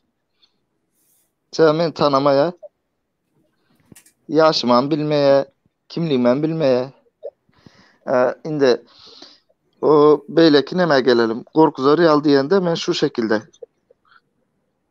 O mesela Devlet Ağan kanalında aydanırım. Hakikaten biz toplanışıp yani şu ilk başta sapaklı fırsatmaz onu. Sözünü unutma, bağışla. Şatlık bilen gürleşirenine de in esası rozvay özün bilen mekruan tomaşçılar bağışlan. Özün bilen bir adam bir hakkında garayış öňe sürýän bolsa, fakt, aýplama, günäkärleme, zat aýdýan bolsa, şol aýdýan adamynyň şahsy maglumatlaryny dogry bilmeli. Türkmenogly bakyň şahsy maglumatlaryny bilen o. Şoň üçin Türkmenogly näme diýse diýsin, türkmen oglunyň şu döwlet sırnaýda aýanynda anamdarlygy goşaýa. Sebäbi şatlygam Ak Muhammed Werzaparwarada gürle uranna bilen okşan şahsy maglumatyny. Olar ýaly bolmaýa. Eger biri hakynda bir zat diýen bolsaň, şol adamy öňü bilen tanamaly. Ondan mandan eşden gıýbat gürrüňiňi fakt diýip ortaga goýmaly. Baky dowam et. Döwlet Umut döwlet sözüm böyle gatygy yerlikli bir analiz edip berdiň. Bak Selet, men şunu aýdyn. Ýadyňa düşen olsa döwlet sen bilýän bunu esas saňa näme dükdim? Şu Ozal Türkmenistan hazırki prezidenti öldü diýip maglumat çykardylar. Dogry dälmi? Birinci maglumat çykardylar. Men şonda näme diýdim? 2 gün geçmekle. Döwlet şu ölen ýok diýdim. Barmış diýdim. Rodway, Saňa näme diýdiler? şu öllü meselesinde, Seret, öllü meselesinde, yok böwrüň nämetdi, şun nämetdi, plan balnisada ýatyr diýdiler. Şeýlemi? Biz şol adama balnisadan video alyp ýiberdik. Baky eşitýänmi? No. İstanbullu haramdaň ýatan ýerinden biz video aldyk. Şotaýnyň howpsuzlyk müdiri bilen görleşdim ben. Şotaýnyň. Onuň bir näçe sany bir-birini tanamayan adamlaram barıp şotaý girip şotaýdan maglumat aldy. Ýok, olar ýaly adam hiç kim gelmendir. Näme gerek şolar ýalan maglumat? Ya ene bu yerde esas suud bu. Yani yönöke zadyň basit bir suud. Yönöke diýsem kan yönökem del. Bak şotaýda şol aýdylan banlysa gaty erwet güýçlü ahranaly hemem men dep duran baý adamlar gelip ýatýardy İstanbulda. O banlysaň adyny aýda oturjakda. Şotaýa barmak üçin men 2 gün alat etdim. 2 gün. Seret 2 gün alat etdim. 3-nji gün diýende şotaýa bardym. Baranım soňam gönüme şotaýda video çektim. Hem döwlet hem şotaýda gürleştirip ine göründe döwlet şunu şotaýyn diýdim. Soň şotaýdan alan maglumatlaryny teker eline verdim. Ine näme boldy? Adam aýdy, hani öldümü? Ölmedigem, öldürecek bu topulma gerek yok. Yalan gep de bu prost yalan gep diyecek olan bakı. Ine yalan gep Seret adamlar nirlere getirýär. Ha o. Inde Seret'in yana bir näme şu biz başta saparyklylar gelmezden öň Rozbaya bu sizin soruňyza jogap şekilde berýärdi. Saparyklylar gelmezden öň Türkmenler hakykatdan birleşmene başlapdy. Soň bular çykdy. Soň başgalar çykdy. Birleşelim diýip dağıttılar aslında bular Türkmenistan halkyny. Yani şoň üçin diýdim ben. Men şoň üçin diýdim biz hakykatdan Türkmenistan hökümetini gorkuzjak şekilde güýçlenip barýardyk şo wagt. Bakı şular ýaly bir zat var. Seret bular hazır ýene şular diýdiň Türkmenistan halkyny nämetdi diýdiň-de, agzal etdi diýdiň-de, bölüşdirdi diýende.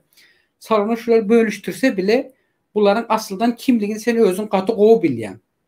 Bilivem ta bölüşene çelini şular adamlarına sen özün hereket ettin. Bakacan. Ine senin yanlışan yerin. Yok yanlışsınız. Yok. Men Seret'in daşarda şonu aldı fikir edelim. Yok. Haçan da Seret haçan da. Ha etmesenem. Sen şolar aradaky bilýän käbir maglumatlaryny, hakykatlaryny Allah rızası üçün, yani Tanrı'nın hakkı üçün sen çıkıp ortada aytmadın. Haçan da Seret haçan da senin üstüne düşüp başlandı, sen çıkıp aytmaya başladın. Plus buna mı yetmedi? Durun indi. Men fevral ayında döwlet abi bilen gürleşdim bir. Şo wagtlar men aýrylan wagtymda.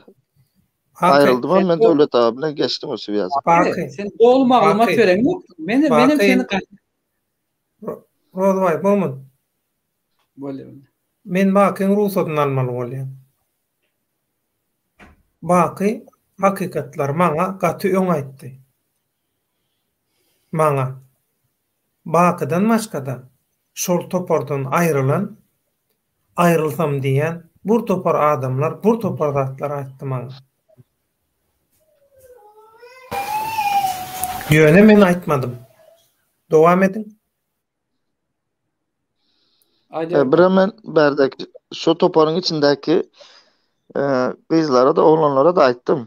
Ýöne şotaýda näme boldy? Baky ýigrenji boldy. Onun üçin men aslında ýawaşça aýrylyp gidip barýardym. Öz ýoluma gidip barýardym.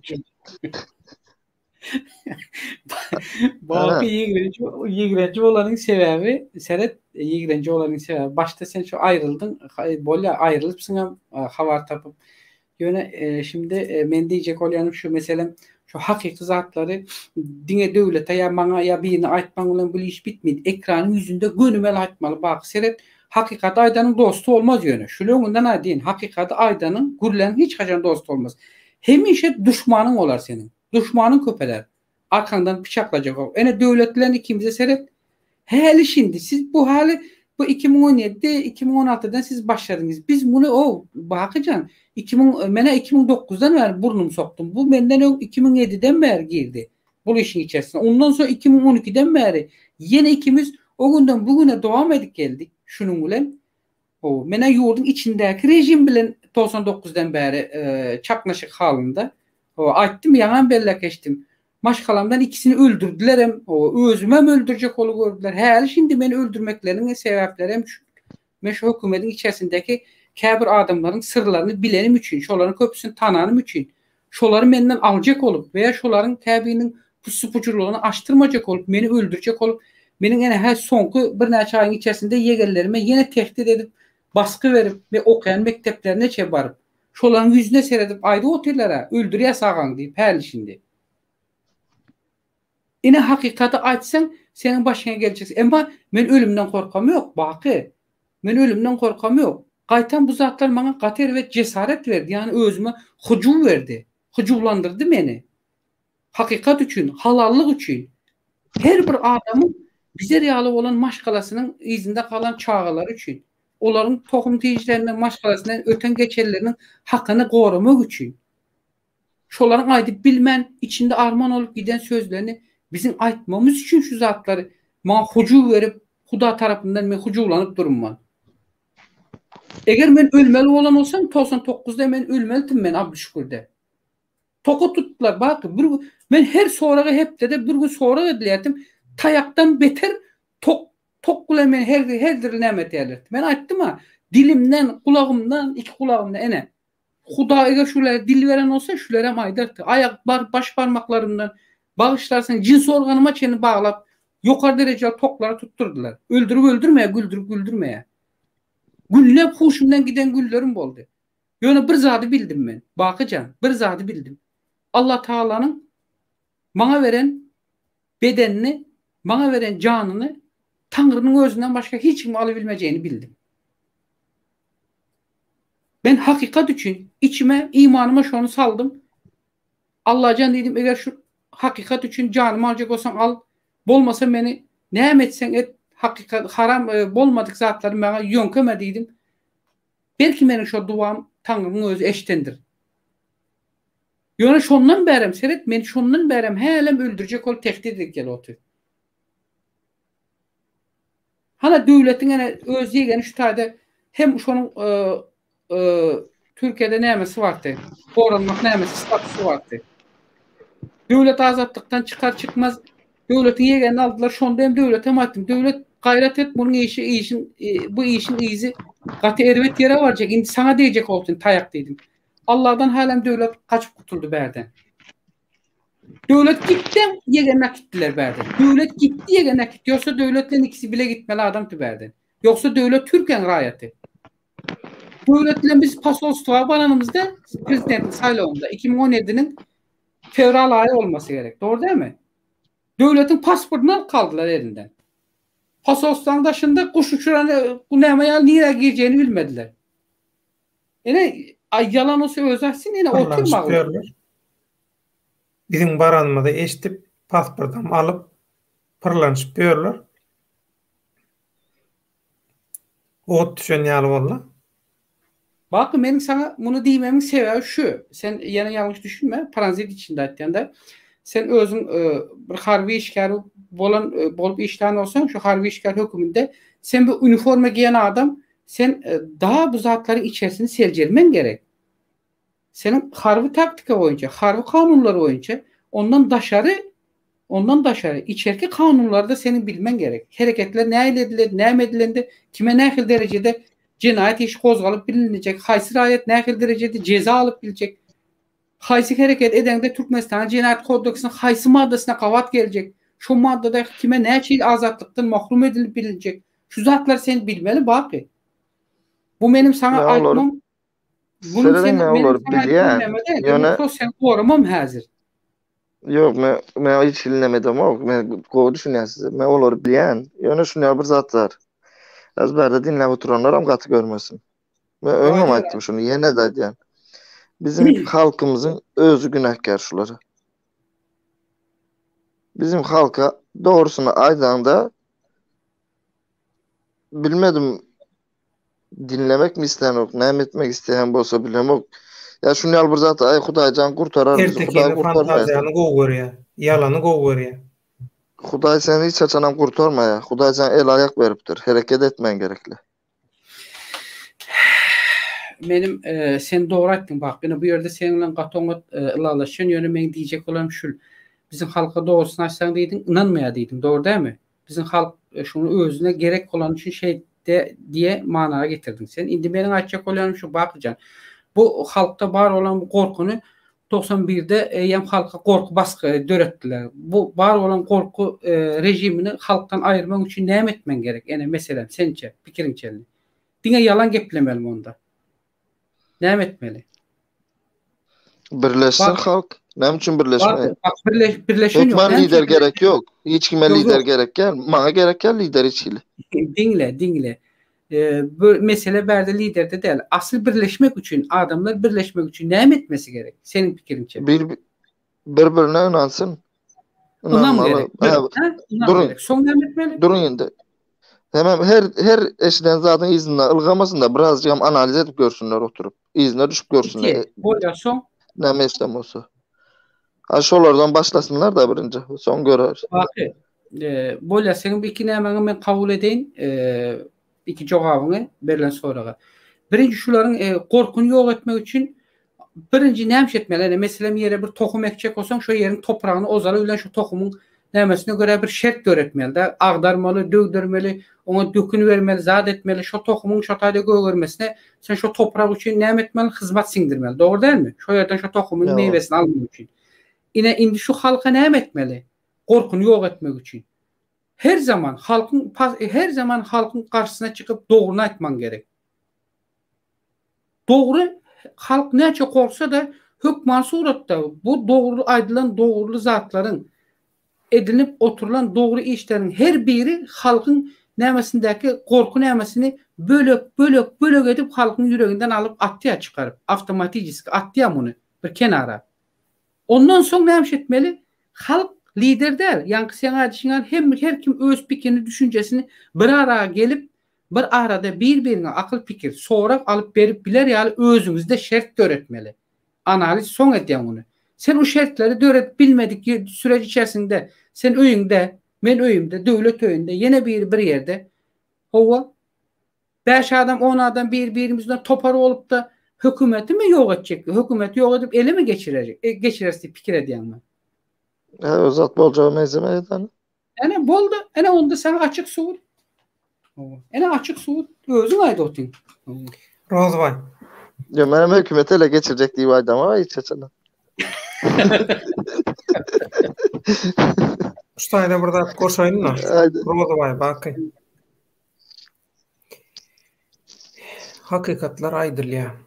Dogry dälmi? Bizim şu kanaly hakykatlar aýtmak üçin açtık hakykatları elimizden geldiğinden aýtmaga finansiýat. Ýöne şuň halkın kabul edip ananyp äge bolýan ýagdaýlaryny hakykatlaryny biz geçen ýyl aýtdyk. Öňden hem aýtyp gelýär aslında azatlıktan ondan bundan gepleşiklerden aýtyp gelýär ýöne her zadyň bir bişip taba gelmeli zaty bar. Wagtyba. Bu halk soňky 500 ýylda gaty erwet repressiýalara duçar bolar. İň aýylganjam NKVD döwründe, Stalin döwründe. İň aýylganjy intak oň täsirlerini üstünden aýryp bilmedik. Ondan arassalanyp, saplanyp bilmedik halkyň üstüne harammaşy diýip bir zat geldi. Ol hasam aýlanç boldy. Ondan soňra şonu öldürüp häkimiýetiň başyna geçen ina banditler, mafiya, galtamanlar, talaňçylar, ogrular, orromçylar haramdagy öňe goýup arkasyndan edenini edip ýörler. Ansat däl. Halkyň köpçüligiň psikologiýasyny düşünmek, olary ruhy taýdan taýýar ýagdaýa getirmek ansat däl. Şoň üçin mendenim soraýarlar. Inha baky bir wagt köp hakykatlary gurrun berdi. Baky oglany ýylamy gurrun berdiler. Menne köp zat dur. Ýöne men näme üçin efire beremok? Her zadyň bir wagty bar. Her kimin öz garaýşy bolup biler. Eliňe geçdimi bir kanala şu bu. Men üçin reyting däl. Men üçin halkyň şonu siňdirmegi, halkyň şondan tejribe almagy. Türkmen halkynyň hazynasyna şoň lagly jöwher bolup girmegi men üçin ähmiýetli. Şoň üçin wagtyna garaşmaly. Miwe bişýänçe wagtyna garaşmaly. Halkyň psikologiýasy. Halk aýyl-taýly durady. Biz nähili nemeler gördük, çykyşlar, tökmetler gördük. Näme diýdiler? Döwlet baýanyň kanalyna barmaň diýdiler. Dogry dämi? Şonu begenmen, abone bolman, şoňa serediň diýdiler. Şo diýenne, şo çağırış berenne müňü ýaňa geçipdi. Şu kanalyň abone saýty agda sandy. Häzir 2000 golaýlak gelýär. Diýmek, adamlaryň gözi açylýar. Diýmek, adamlaryň muny halk diýmeler, internetdäki aktiv adamlar diýmeli. Halk şeýle de kimin kimdigini bilip otýar, görüp otýar. Eger halk bize ananmadyk bolsa, şunça ýyllap halk bize informasiýa bererdimi? Rozabay, bererdimi şunça ýyllap? Asla vermez, asla vermez. Näme üçin adam satýanlara, özüni satanlara bermedi de ýöne bile berýär. Ondan bundan bize informasiýa akyp dur näme üçin? Sebäbi biz adam satamyz. Şoň üçin. Ine bolam şoň sugutnamasy. Ýöne interneti ulanyan adamlar ýaňy hakykata seljerip ýaňy düşünýärdi. Şoň üçin bakam wagty gelende aýdýar. Men bakyň özüm aýdýan, hemme pikirimiz birde. Bir bolmaly. Baky bilen alalaşmayan köp zatlamyzam bar. Ýöne men bakyň şu nemesini halayan. Mümkin bolsa şol sehatli gününe wagtyna gawat getirip aýtjak bolýar, bir iş etjek bolýar. Men şo bakyň şo taktikasyna neme diýen, hormat goýan, berekella berýän. Awara Men şunu diýjek bolýanda, ýöne seniň aýdyşyň dogry, ýöne Baka aslında men şular ýaly bir kızgınlygym bar dedi. Şahsymdan baka kızgınlygym diýende pikir etmeýär sana öfke kinem ýa ular ýa zat. Rozbay size şunu ýaly aýdaýym özüm birazcık daýym. Aýda. Men yüzüm aýdan adamla hiç açam gahar edem ok. Ene şunu aýdaýyn da. Ene bu erkek sözü şunu unutma. Bardy geldi sözümüz kaçsam unutma ýöne. Yok men yüzüm aýdylsa gaýtam düşmanım bolsun sylaýandyr. Yine in adama gerek zat birinci zat şu. Indi men sana näme berýin? Meniň asıl sana kızan zatym näme için bilýärmi? Sen şu İslendik kanalda çıkış et, bu senin şahsi pikirin. O bizi kızıklandıran yok. Ýöne sen pastayanlı şu efirde çıkış edende hakikati aýtjak bolýan, ýöne aýtmaýanda hakikata kawatarak getirip ipucunu koýýan, düşündünmü? İpucunu koýýanlaryny özün kenara çekilýän. Yani näme de iki horaz orta getirip vuruş bile powa. Kenara çekilýän ölin. Ýanky alma diýsemmi, armut diýsemmi diýe aýtmak isleýän ölin aýtmaýan. Edil kakbutta bir näme de duran ýalda. Ol aýtmadyk zatlaryň soň sana bir gün üstüne gelip oturda, yani özüňe üstüne kabus gibi ya Türkler kabus diye bulut gibi üstüne gelip oturanda özün günahkarla. Son bunun bütün hemme zade ben bunu öňe bir tahmin edendim içimden de özüm şunu analiz edip hatta döwlete maýtym döwlet şu bakynyň çykyş edişi dedim baky seret efirde aýdym. Meniň üçin dedim her haýsy bolsa bir nämesi ýok dedim. Yani oňa çykyş edde ýöne dedim. Baky her zaman dedim. Aýdan gepi bilen dedim. Edýän işi usny hereketli praktik herekete dogry gelen ýok dedim. Bu dedim bakynyň üstüne dedim Özünü öz nämesine getir otur dedim. Bela ol burun çıkacak bu dedim. Yardıma düşüyorum da öyle. Bundan bir yarım ay sana ayttım ben. Ay şimdi anam ene gördün mü bakı? Öz üstüne geldi. Ya o gelenler Ya hiç senin şey şahsi olay fikrin, mesela. şahsi düşüncen. Beni senin hemen ilgilendiren yok. Yani beni seni ilgilendiren zat sen köpün önüne çıkıp haysiyem olsa bir zat için maglumat veriyen veya maglumat verecek olan ya adamları bir yoldan yürütecek olan doğru olsam ne doğru olsam.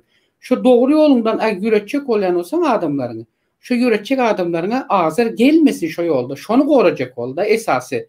Ne doğru yoldan yürütecek olsan, şu yolun ne doğruluğunu özün bilyen olsan, eğer şu yoldan sana bir gerel gelecek olsa, sen şu gelerden vazgeç, adamlardan vazgeçme. Sana gelir tapılar ama adam tapılmaz. Demek istediğim bu.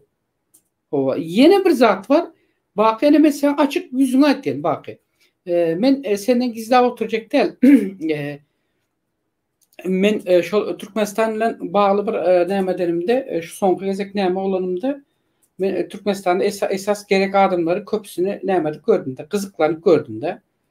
Mesela şoların içerisinde mesela mene çemen var.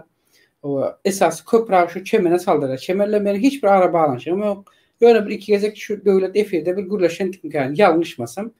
O son şu çemenin aslı masne nämesinden kızıklandım da. Yağdayı durmuşu bilen. Şu dedim çemen anlarda näme etdi, näme koydu buna bular yal dedim saldırıyalar dedim de. Hem kim çemene ağzından hapa payış sözler ayda çemen eyde böyle töhmet varını attılar çemene. O çemen benim ne doğanım ne enemin bir demesi dayzam ya benim hiç sadmam değil.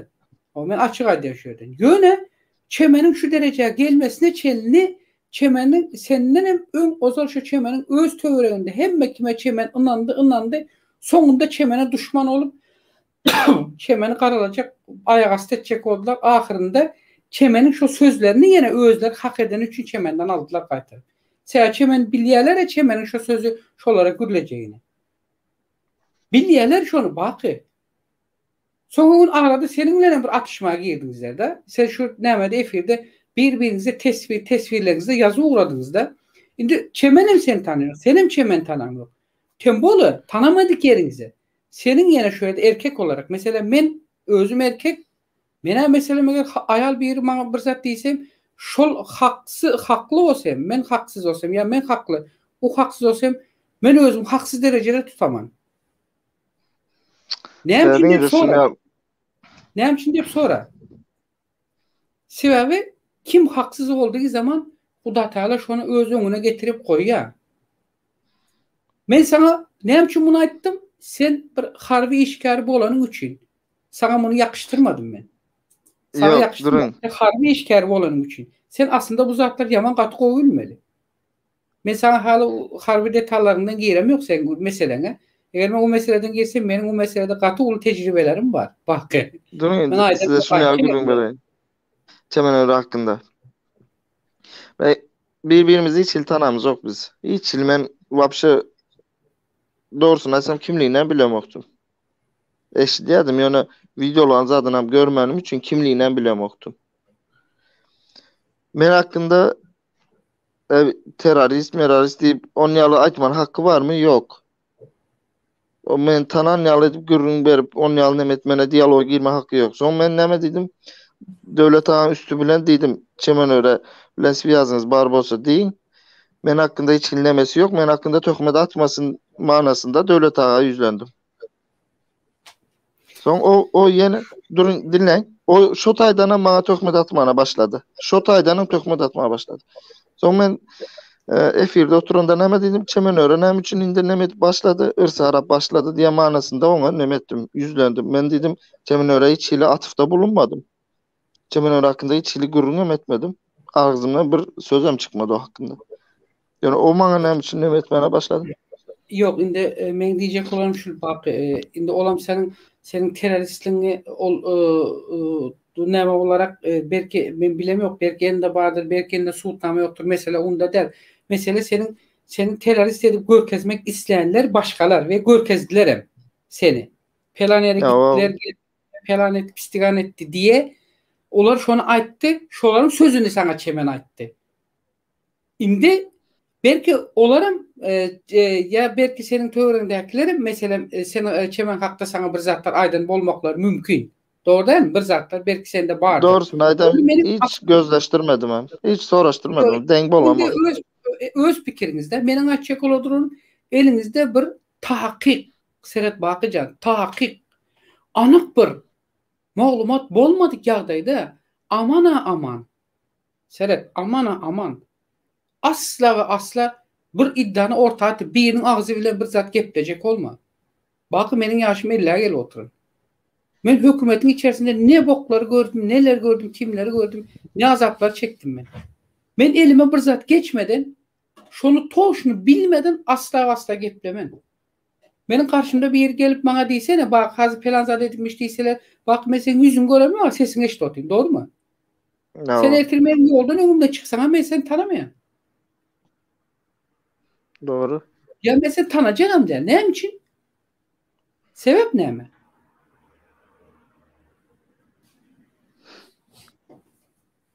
Ben sana çek olarak şur bakacağım. Çemenin senden öňem çemene şeyle bir hapa paýş sözler aýdar ýa derejeye getirenler var.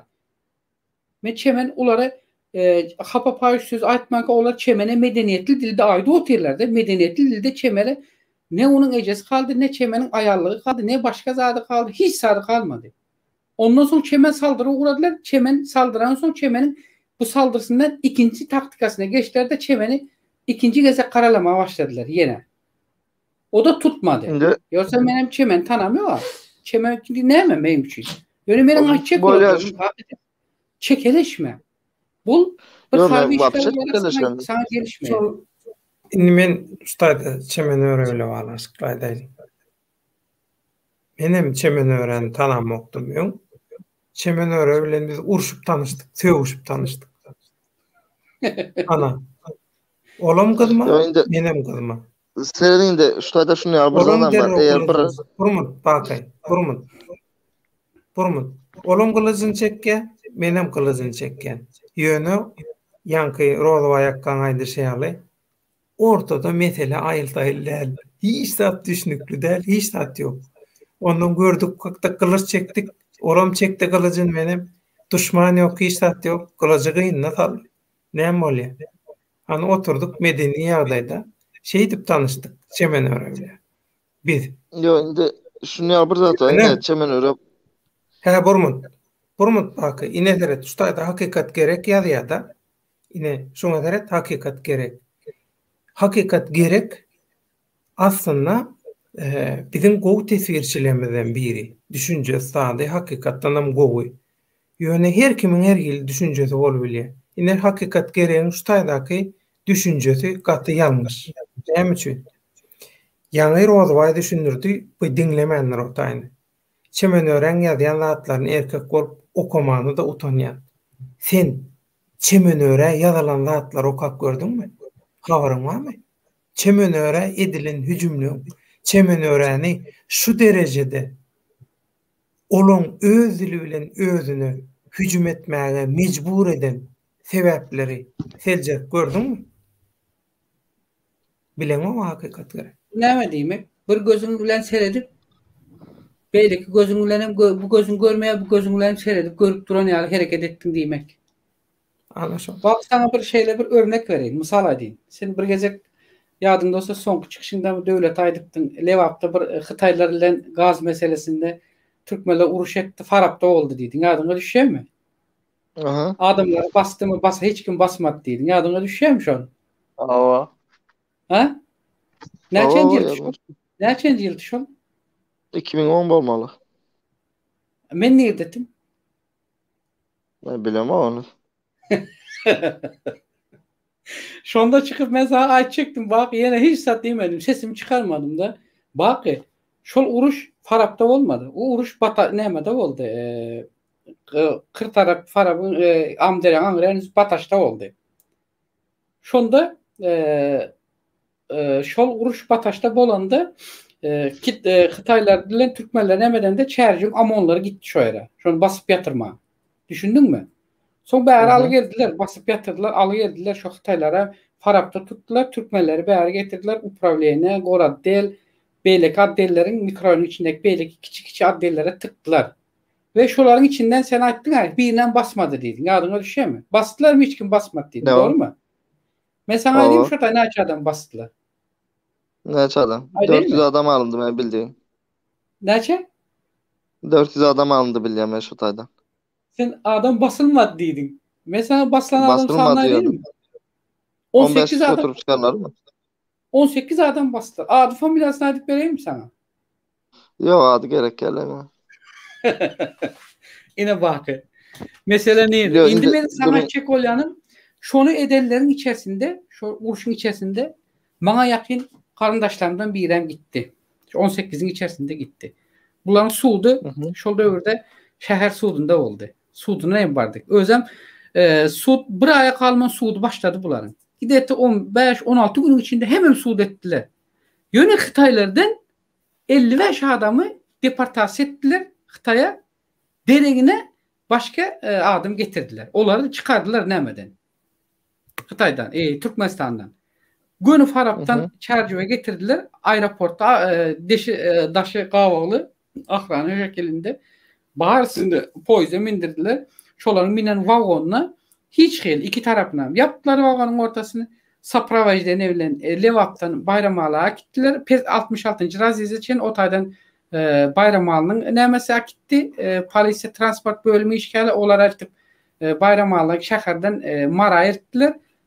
Marınkiler eltip Tejene verdi. Tejen Aşgabat'a gitti. Şo taydan hem olar gitti deportasiya olup. Indi şolary şol döwürde nämeden de şäherde bir prokuror vardı. Ayar prokuror. Şu ayar prokuror näme üçin muny aýtýan sebäbini saňa aýtjak. Diňle aýtýan. Şu prokuror gaty elbet derecede baky ýok yerden günäler ýükläp şo meniň tokumty bizim garandaşlardan birine näme edip hatda şol prokuror işi şo prokurorun elinde wagty men bir gezek şäher prokuraturasynyň kapysyndan baranymda sen inanma meniň bir agzyma sıçmadı da başka hemme zada aýaly bolan soň. Özüm hem elinde wezipe var, özüm bilýän prokurorlar näme etýänini. Sonra şonda aýtdym, menden uly, o meniň paşda enem hatar adamdy. Pelança näme dedim de bir siz dedim näme bolsa dedim bir aýal maşgala hem bir wezipeli o hem bir bul jenaat işini alyp baro transes sülçü bolanyňyz üçin dedim. Men size hissat diýiljekler, wezipeniz sebäpli däl, aýallygyňyz üçin dedim. Aýallygyňyz üçin dedim. Häzir şu taýda meniň dedim. Günüme ýeňsemden 10 yumruk vurup yüzüňize seretmen giderin dedim. Ýeňsemden 10 yumruk vurup ya ağzıma sıçın dedim. Bu aydan gepinizi aydanınızdan men ağzıma sıçan olsaňyz men sesimi çıkarman giderin dedim. Ýöne wagty geler dedim. Siz özüňiz dedim. Bir gün öňümden çıkarsınız da maňa dedim. Ya menden siz ötünç soramak zorunda kalarsınız dedim. Bolmasa da bir gün bolmasa bir gün maňa dillenersiniz dedim. 2011-nji ýylyň aprel aýynda yalan olmasın bäri gaýtmama bir temany dargatdyňyz. Näme boldy? Temany dargatdyňyz, temany. Ha ýok, indi bakan nämesin etdi. Şonda şo prokuror bilen biz Aşgabatda ýolumuz bile düştü. Poyzda. Bir kupeye bilet alypdyrys. O da şo kupeye menem şo kupeye. Tötelleýin geldik. Şonda şo prokuror maňa näme diýdi? Bilýän baky. Canım oğlum diýdi. Şo bakal men sana kızgınlığımdan diýdi. Şuraya zat diýip aýtdym diýdi. O men senden indi ötünç sorayan diýdi. Ýöne diýdi, maňa da diýdi. Vilayet prokurorunyň ýol başçysy diýdi, başlygymyz diýdi. Şeýle baskı berip duran sebäpli onuň stresini şo makal kimden çıkarjam bilmän sana pürktüm diýe. Zäherimi diýdi. Näme boldy? Mertebem kemeldi mi? Gaýtan wagty geldi. Men begen menki kaldy. Ene diýjek bolanım bu. Men aýdan wakamda Rozbaya hakykatdan basılmadı. Ýöne bir oglan şu taýdan 3 saat 4 saatyň içine kaldırman yurttaşına çıkarıldı. Yurttaşına çıkarıldı bir oglan. Galan özüňiz düşünin näme üçin çıkarıldı o oglan. Aslında şu 4 Xitaylyny öldüren oglan. Bakay. Bu meseleleri öz araňyzda gürleşiň ýa-da aýratyn efir edeli, şonda gürleşiň. Inni şu taýda bir näçe tesbire jogap berip, şuňky efiri jemläliň sebäbi çağalara meýem tururdy. Şoň üçin men ötünç soraýan tomoşaçylardan turup gitmeli boldum sebäbi ejedi ýatan soň ejedi kygyrya o ýadap ýatan soň eşitmedi. Men gidip demetmeli boldum bagyşlan. Bolmasa Böyle aslında devlet abi, ekranyň şurada öňünden şunu ayıp turýan geçeyim adam de. dälmi? Şurada şunu ayıp geçeyim de devlet abi. Yani Çemenöre hakkında aydılan gurrunda. Dediğiniz gibi mesela zorluk çekti. Üstüne köp kişi üstüne göre donun zatı. Böyle şu zatları başından geçiren biri bolup nem için bana şunu yalı neme atılıp oturan yerinde o bilip beni on aydama tarafım alsın deyip. Ben hiç kimin tarafını almana ihtiyacım yok. Ya şu zatları bilip öz başından geçiren bolsa nem için şunu birazcık kellesini işledip hareket etmeden o birden atladı. Bakı. Ayal maşgala hemişe duygusu bilen hareket edýär. 1, 2. Senem on tananok, olam sen tananok. Esasy mesele şol. Hiç kimi tananok. Şu aktivistlerin arasyndaky düşünşmezliğin iň düýp sebäbi hiç kimi bilmeýän bilýän ýaly bolmagy. Ava. Şartlanan taktikasy şol. Ya Daşary bu işe ýurtlardaki girenen son duygu bilen de aktivistlere biraz hüjüm kelle edenler bilen etmeli. gıybat. Başka işlat yok. Inni efiri şutayda jemläli bir näçe soraga jogap bermeňizden Libertyň bir soragy başlaýdy. Şuňky tema bilen gülmeli balanşykly. Siziň pikiriňize görä aktivistler nähili döremeli? Häzirki aktivistleriň hemmesiniň üstüne atanak çekmelimi? Inni aktivistlerin kämilleşmek üçin näme edip bolar? Liberty ömrüňizi okurdun, gaty soraw berdin. Şu temada men döwletde maslahat gepleşigini etdik, paýş etdiler.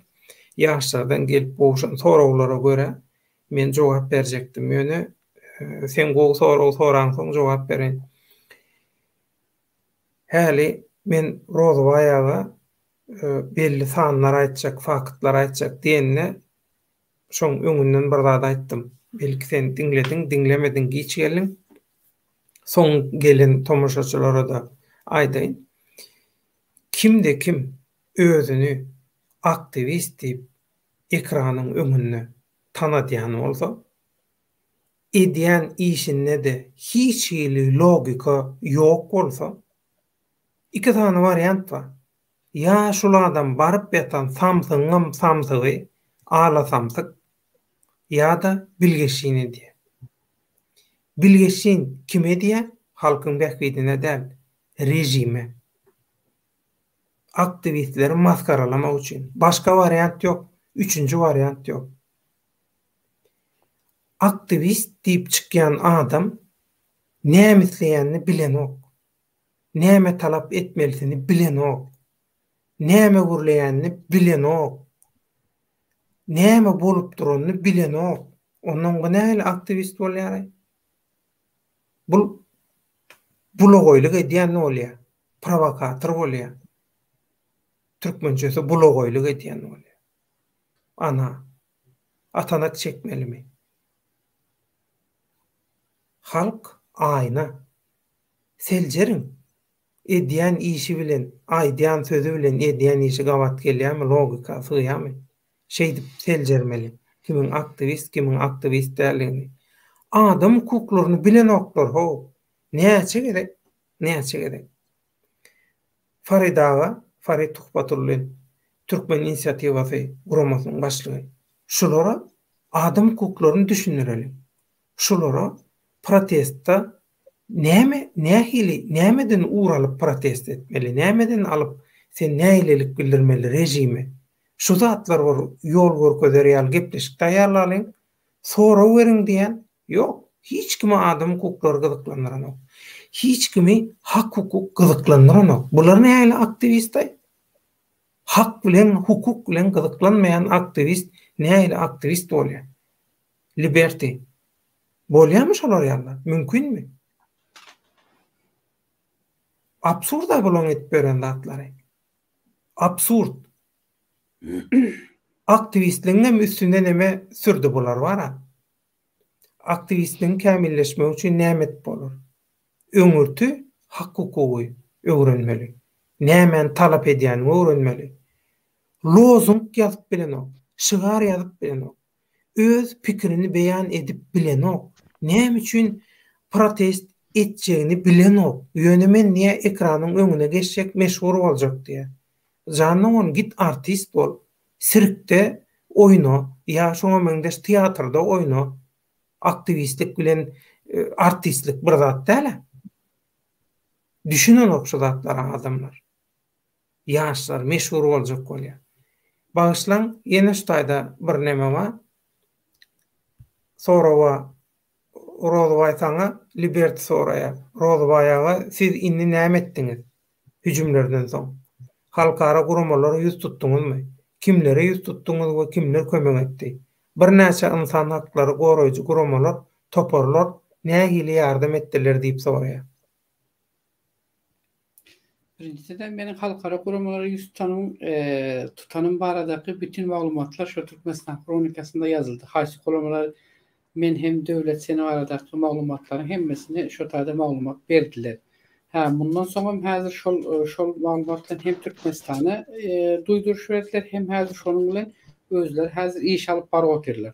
Şu elindäki bütün bizle bagly olan materiallar barada. Elbette o materialların alıp baratını işlerinin jogaby gelecek günlerde öňümüze hemmemizle birlikte yine web saytlarda ya beýle habar beriş maglumat çeşmelerinin sahypalarında okap bilersiniz.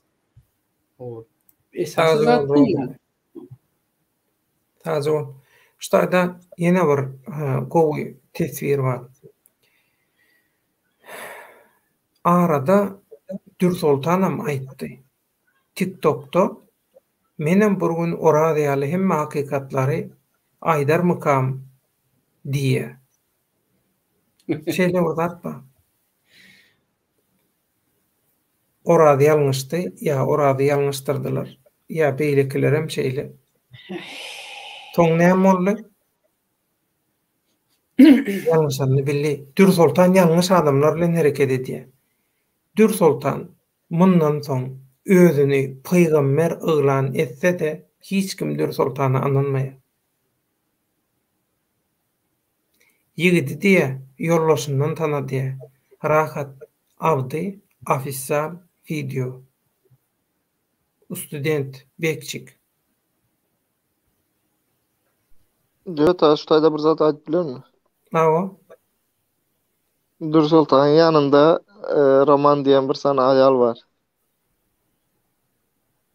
Dürsultan şondan biraz Roman. Roma. Aýal bar. Aha.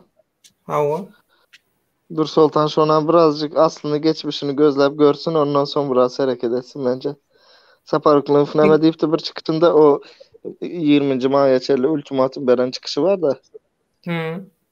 Şonda näme diýdi? Her gruppada her näme bizim karşımıza kim hareket etse şolon yanında bizim adamımız vardır diýipdi. Romanyň nerden gelenini birem geçmişini gözläp görsün Dürsultan. Häzir iň ýakyn arkadaşy da şo. Diňe Romamy? Diňe Romamy oň töweregindäkilere teretsene. Hudaý saklasyn ha. Ya hazırlıkça yine de şu romanı birazcık Dürsultan näme dip görsün, araştırıp sonunda Dürsultan hakkındaki bir zatlar çıkmasın. Mesela şonu sen men bir salym bir gepleşek bolup gördüm, gepleşip başladık Instagram'dan. Ondan diýdim belki bu ya baştan geçiren zatlarından tecrübe alır taap diýip. Göräýme şeýle go gepleşip başlaýa. Ýöne men baňa sesler geldi. Öz gruppasyny edýän gurrunlar bilen içalalyk, adamlaryň arkasyndan gürlemek, adamy töhmet atmak, adam satmak, bular ýazatlaryň içinde badygyny bilemden soň men çürtkesik kesdim. O sesler näme tomoşaçylar diňledim. Inni başka tesbirler ýok bolsa Garajoglan ikiňizi diýe. Razgonarla bolar Liberty diýe. Belki gün çykýança gidipdiler diýe. Option gapin kıskası Karacaoğlan bize näme berdi? O Karacaoğlan o adamlar men kinoda görjüň tekdi. O adamlar men kinoda görkezjek entekdi. Nuraga nähili aktivist erbetmi. Nurum özüni oynatyp beren Dursultan ýa. Şolar ýaly görünýär. Eger şolar ýaly dälem bolsa, şolar ýaly görünýär. Özüni şolar ýaly görkezýär, prezident tabaýdy diýerler şolar. Sen Nuru diýäniň gowuştgan lakam bilen çykyş eden çemen ören grup bolsunda oturup soňam opozisiýa giden. Awa. Sözüm yok, sözüm. Hiç sözüm yok. Inni 3 saat torlu yine rekord. Günde bir. Ama Rodway Bakı günde bir katnaşıp Bakı sen son koşulun sağ ol ömrüňiz ok bolsun. Käwirdatlary açık görleşdin. Sağ ol. Göwnüň alışmak, göwne değişmek yok. Biziň aramyzda özüň bilen hakikatlary teljermek üçin hökman pikir alışmaly, hökman diskussiýa, özara pikir alışyk bolmaly. Haýwanlar ýyskaşa diýär. Adamlarym gepleşe tanışýa, sulh alışýa, hakikatlary öwrenýär. Biz şo maksat bilen görleşýär. Kim näme diýse diýsin, her kimiň öz düşünjesi bar. Ýöne hakikaty hiç kim özçe üýtgetip bilen. Biz şonu bilýär. Biz öz elegimizden, durmuş tejribämizden eleginden, süzgüjünden geçirýär. Bir adam tanajak bolsak. Ondan mundan gelen gıйбат gurruna görä biz Rodway'dan aýdyşýaly karar beremiz. Tomaşaçylarymyz şonu bilsin. Şoňa görä sakawyňam soňuna seret diýerler. O sokurşuklaryň soňuna seretip görelim. Ýöne hökman hakikat diýmeli, hökman iýün bähwetli netije çykarmaly. Netip bolsa. Karacaoğlan horozlar gygyrjak kolturka efir etjek bolýarmyş. Gün efirden soň hemmeňizi kanalyma çagyrýan geliň Mut Primera diýe. Gepleşip bolýar. Şonuň üçin Karacaoğlan ýa-ni mesaj berde, daňa çekip diýe bolar indi diýip. Ineseret rahat awdyýaman gowurda özçekke. 6 gün aeroportda çykal diýerler. 6-njy günmi? Oňa çykarlarmy döwlete? Provokasiýa. Aeroport bilen näme dahylyň bar? Aeroport halkara gatnaw ýeri. Häzir pandemiýa we karantina we adatdan daşary. Çıksınlar, çıkın diýip. Çıkın. Gaýtam ýanynızdakylar emek gidin, gitmejek olsa diýip. Çıksınlar. Yok, bular reyting üçin Hudaý sakladyň, bular reyting üçin wejera bolup berler, reyting üçin.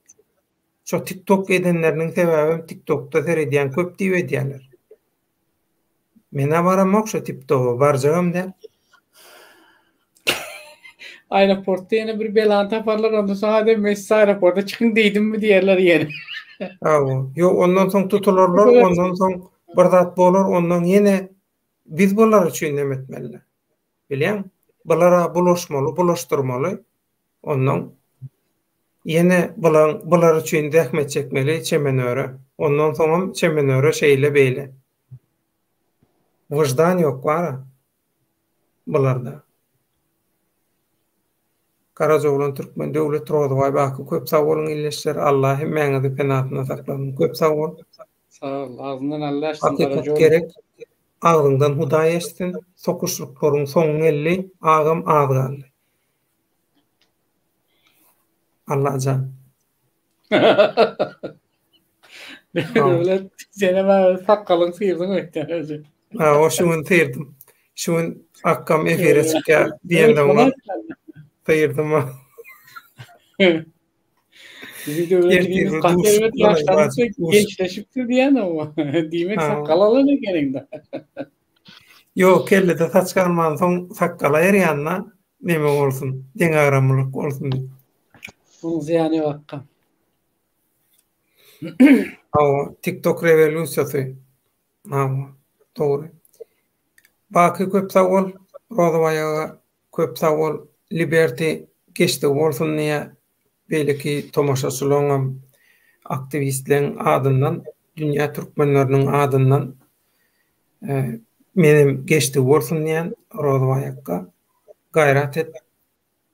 Awa men sen haýdyr işiň üçin aýratyn sag bolsun aýdaýyn, taňry ýarkasyny aýdaýyn. Bilemok, ömrüň uzak bolsun.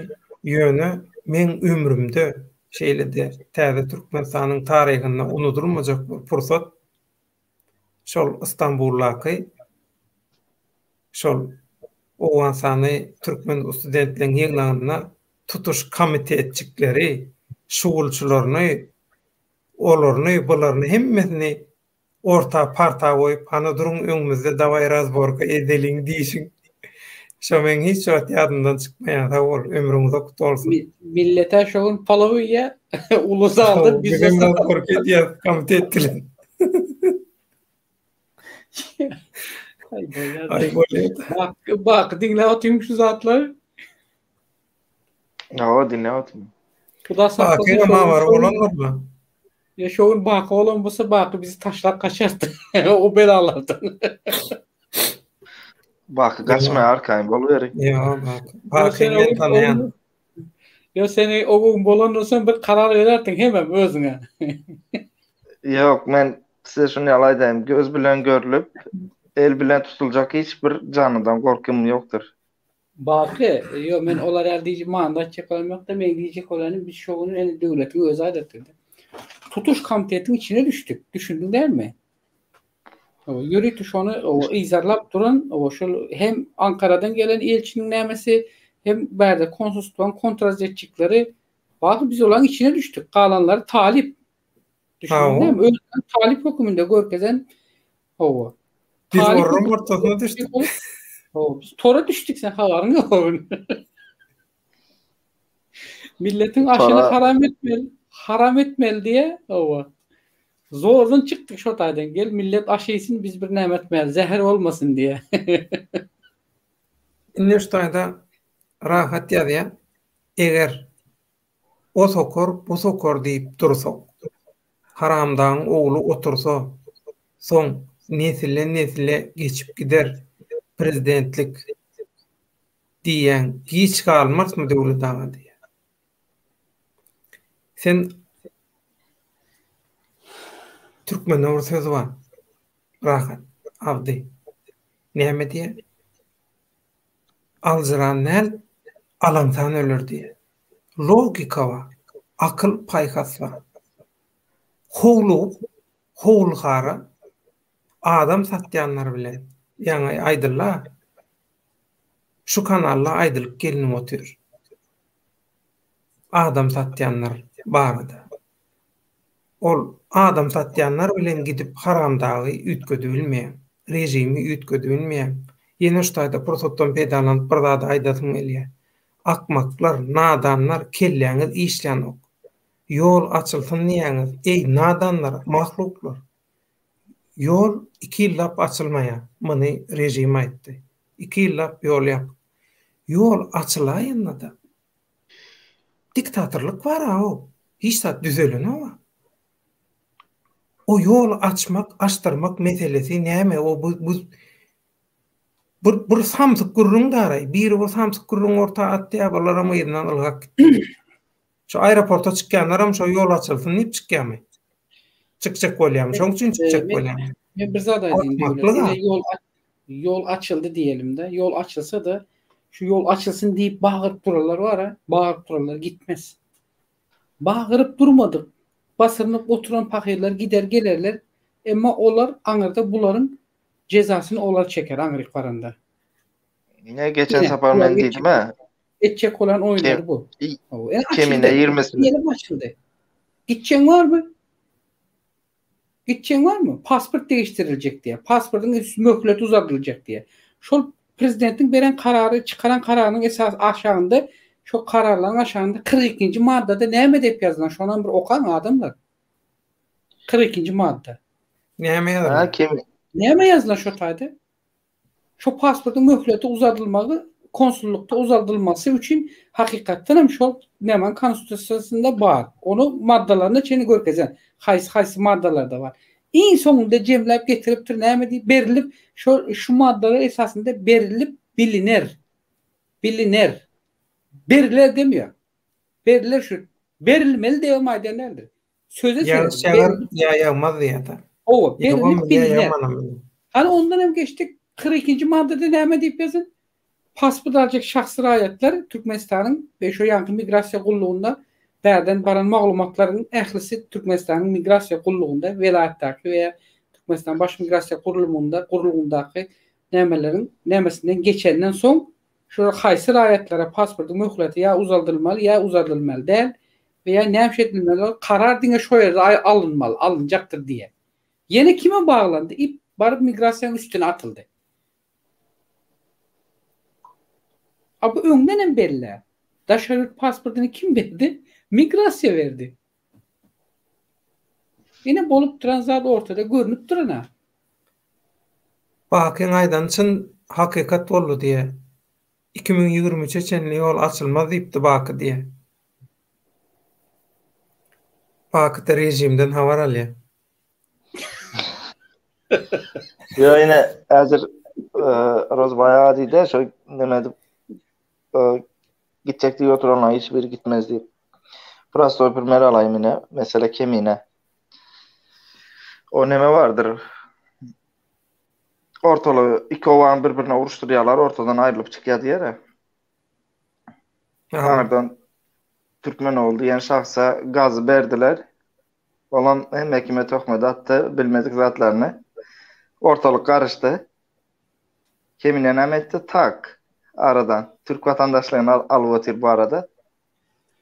Yani onda bulan gidecek geldi. Gidecek geldi, öz aydı otur kemine. Yani Türk vatandaşlarını alan sonra ne olacak? Her kim öz wezipesini ýerine ýetirýär. Bakyjan, sen de gowy düşünýän haberler. Yok düşüncende yine bir zat var. Türk vatandaşlarını alan sonra ne olacak? Grupadakiler birbirden azalmana başlayacak, satılmana başlayacak. Ömre. Şu grupadakilerim şol özünü tattıracak golu otur da tattırsın da näme? Özü yıkılan ağlamaz diýär. Kemine sağda solda gürläpýär, eşdilipýär o zatlar. Bak diýemişine bak näme dip. Şaýdan bir deport ettirip bilsem de zat diýip. Ettirersin garaş, kan garaşarsın deport üçin. Onu şonki efir şoň bilen jemläli. Rozbaýakka buňky efir teň bilen başladyk. Sag bol. Allah kuwat bersin, Allah sabar bersin. Köp sag bol. Bilelikde daýdamyz, kärdeşimiz Sultan Asilowany myhman edipdik. Ýadyna düşýän bolsam. Şondaky hyzmatlaryň üçin ýene bir gerek Allah ýalkasyn. Köp sag bol. Tanrı yakasın. Pakistan hem sag bol. Bizim tutan işimiz bilýän hakyň ýolu. Hak üçün, halk üçün, adalet üçün, kanunun yerliginde işlemesi üçün. Bizim bu etdiğen işimizin hemmesi halkın bähbidi üçün. Allah'can gelecek nesillerimize ve geçen nesillerimizin haklarını korumak ve onlar için şu yolumuzu devam ettirmek hem kime nesip etsin. Ştaýda hakikat gerek bir tesviratdyr, öýkelemesin diýip jogap beresim gelýär. Murat Gurbanow aýtdy diýe azada. Men barsam türmäge basarlar diýip öz agdy bilen aýtdy.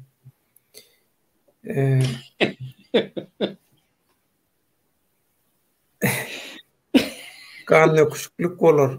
20 gün, 30 gün aňryk gitmez diýen söz üçin näme etseler hakkı var. Hakikatten hem aytti şol adam. Yöne şunu adamlar hakikat gerek doğruydu. Ol adam aytti. Şunu adamlar görüp dinlewem hele näme almaptırlardı özlerine. Yok, Sapağı adamlar ertekini o görýär. Ya Hakikaty gowy. bizim bu adamlara näme gerek? Bilýän şu Türklerde bir söz var ya, ikiniň bilýäňiz. Düýä diýe ýanda gowy geler diýär da. Ayda oturmayan adamlara da nämeden diýişi aldı. Ha. Özüňiz bilersiniz galanyn da. Ha, onu şu ustayda Cemlal'in bugün tesvirlere kän neme berip bilmedik. Sebebi bugün Rozway aktivistimizin öz başından geçirenlerini her şu wagt başından geçip duran natlary halka yetirmek, halkara köpçülüge yetirmek de maksat. Şoň üçin esasy özara görünüşinde boldy tesvirlere biz neme bilmedik, o hatayır bilmedik. Yönü nesip bolsa 5-nji gün akşam ýa-da 6-njy gün akşam hükman gönefir edeliň ogolkular ýaly tesvirler esasında. Tesvirçiler alıp gitsin, siz alıp gidin, men diňe moderator bolayyn. Käwa sorawlar bolsa jogap berin, ýöne esasy zaty siz alıp gidin. Şu halkara guramalaňam gowy ünsün çekipdir. Şu tesvirçileň efiri alıp barmagy gaty täsir görüpdirler, gyzyklandyrylar. Şu formaty dowam etdir. Şu kadada esen ýaman gyzykly bizim medel edýä seretdiler. O sebebi terjime ettiremem bolýar ekrandan. Şoň üçin köp sag bolun. Toýuňyza gaýtsyn, eliňizde güller bitsin. Inni hemmemiz bile Karacaoğlu'nun kanalyna gidelim. Karacaoğlu'nun kanalyna näme bar? Sag bolun, giýjäňiz rahat bolsun. Allah ýartsyn. Göňüne değişmeşek yok. Biz açaçan gürleýäs, bakam aýtdy, ýüzüm aýdýan adama men ökelenmek diýip, şonu da adamçylykdyr bizim etten gahandan Türkler aýdýar, sürçü lisan eýle diýsek affola diýär. O bir zat istemeýän zadymyzy bilmedlikde, tötenlikde aýdan bolsa ýa bilip bilmeýän biriniň göwnüne degen bolsa, öte geçen bolsa, o hemmesi razy bolsun, bağışlasın, toýuňuzda elek bilen suw çekip şoň ögözünde dolmak nesip etsin.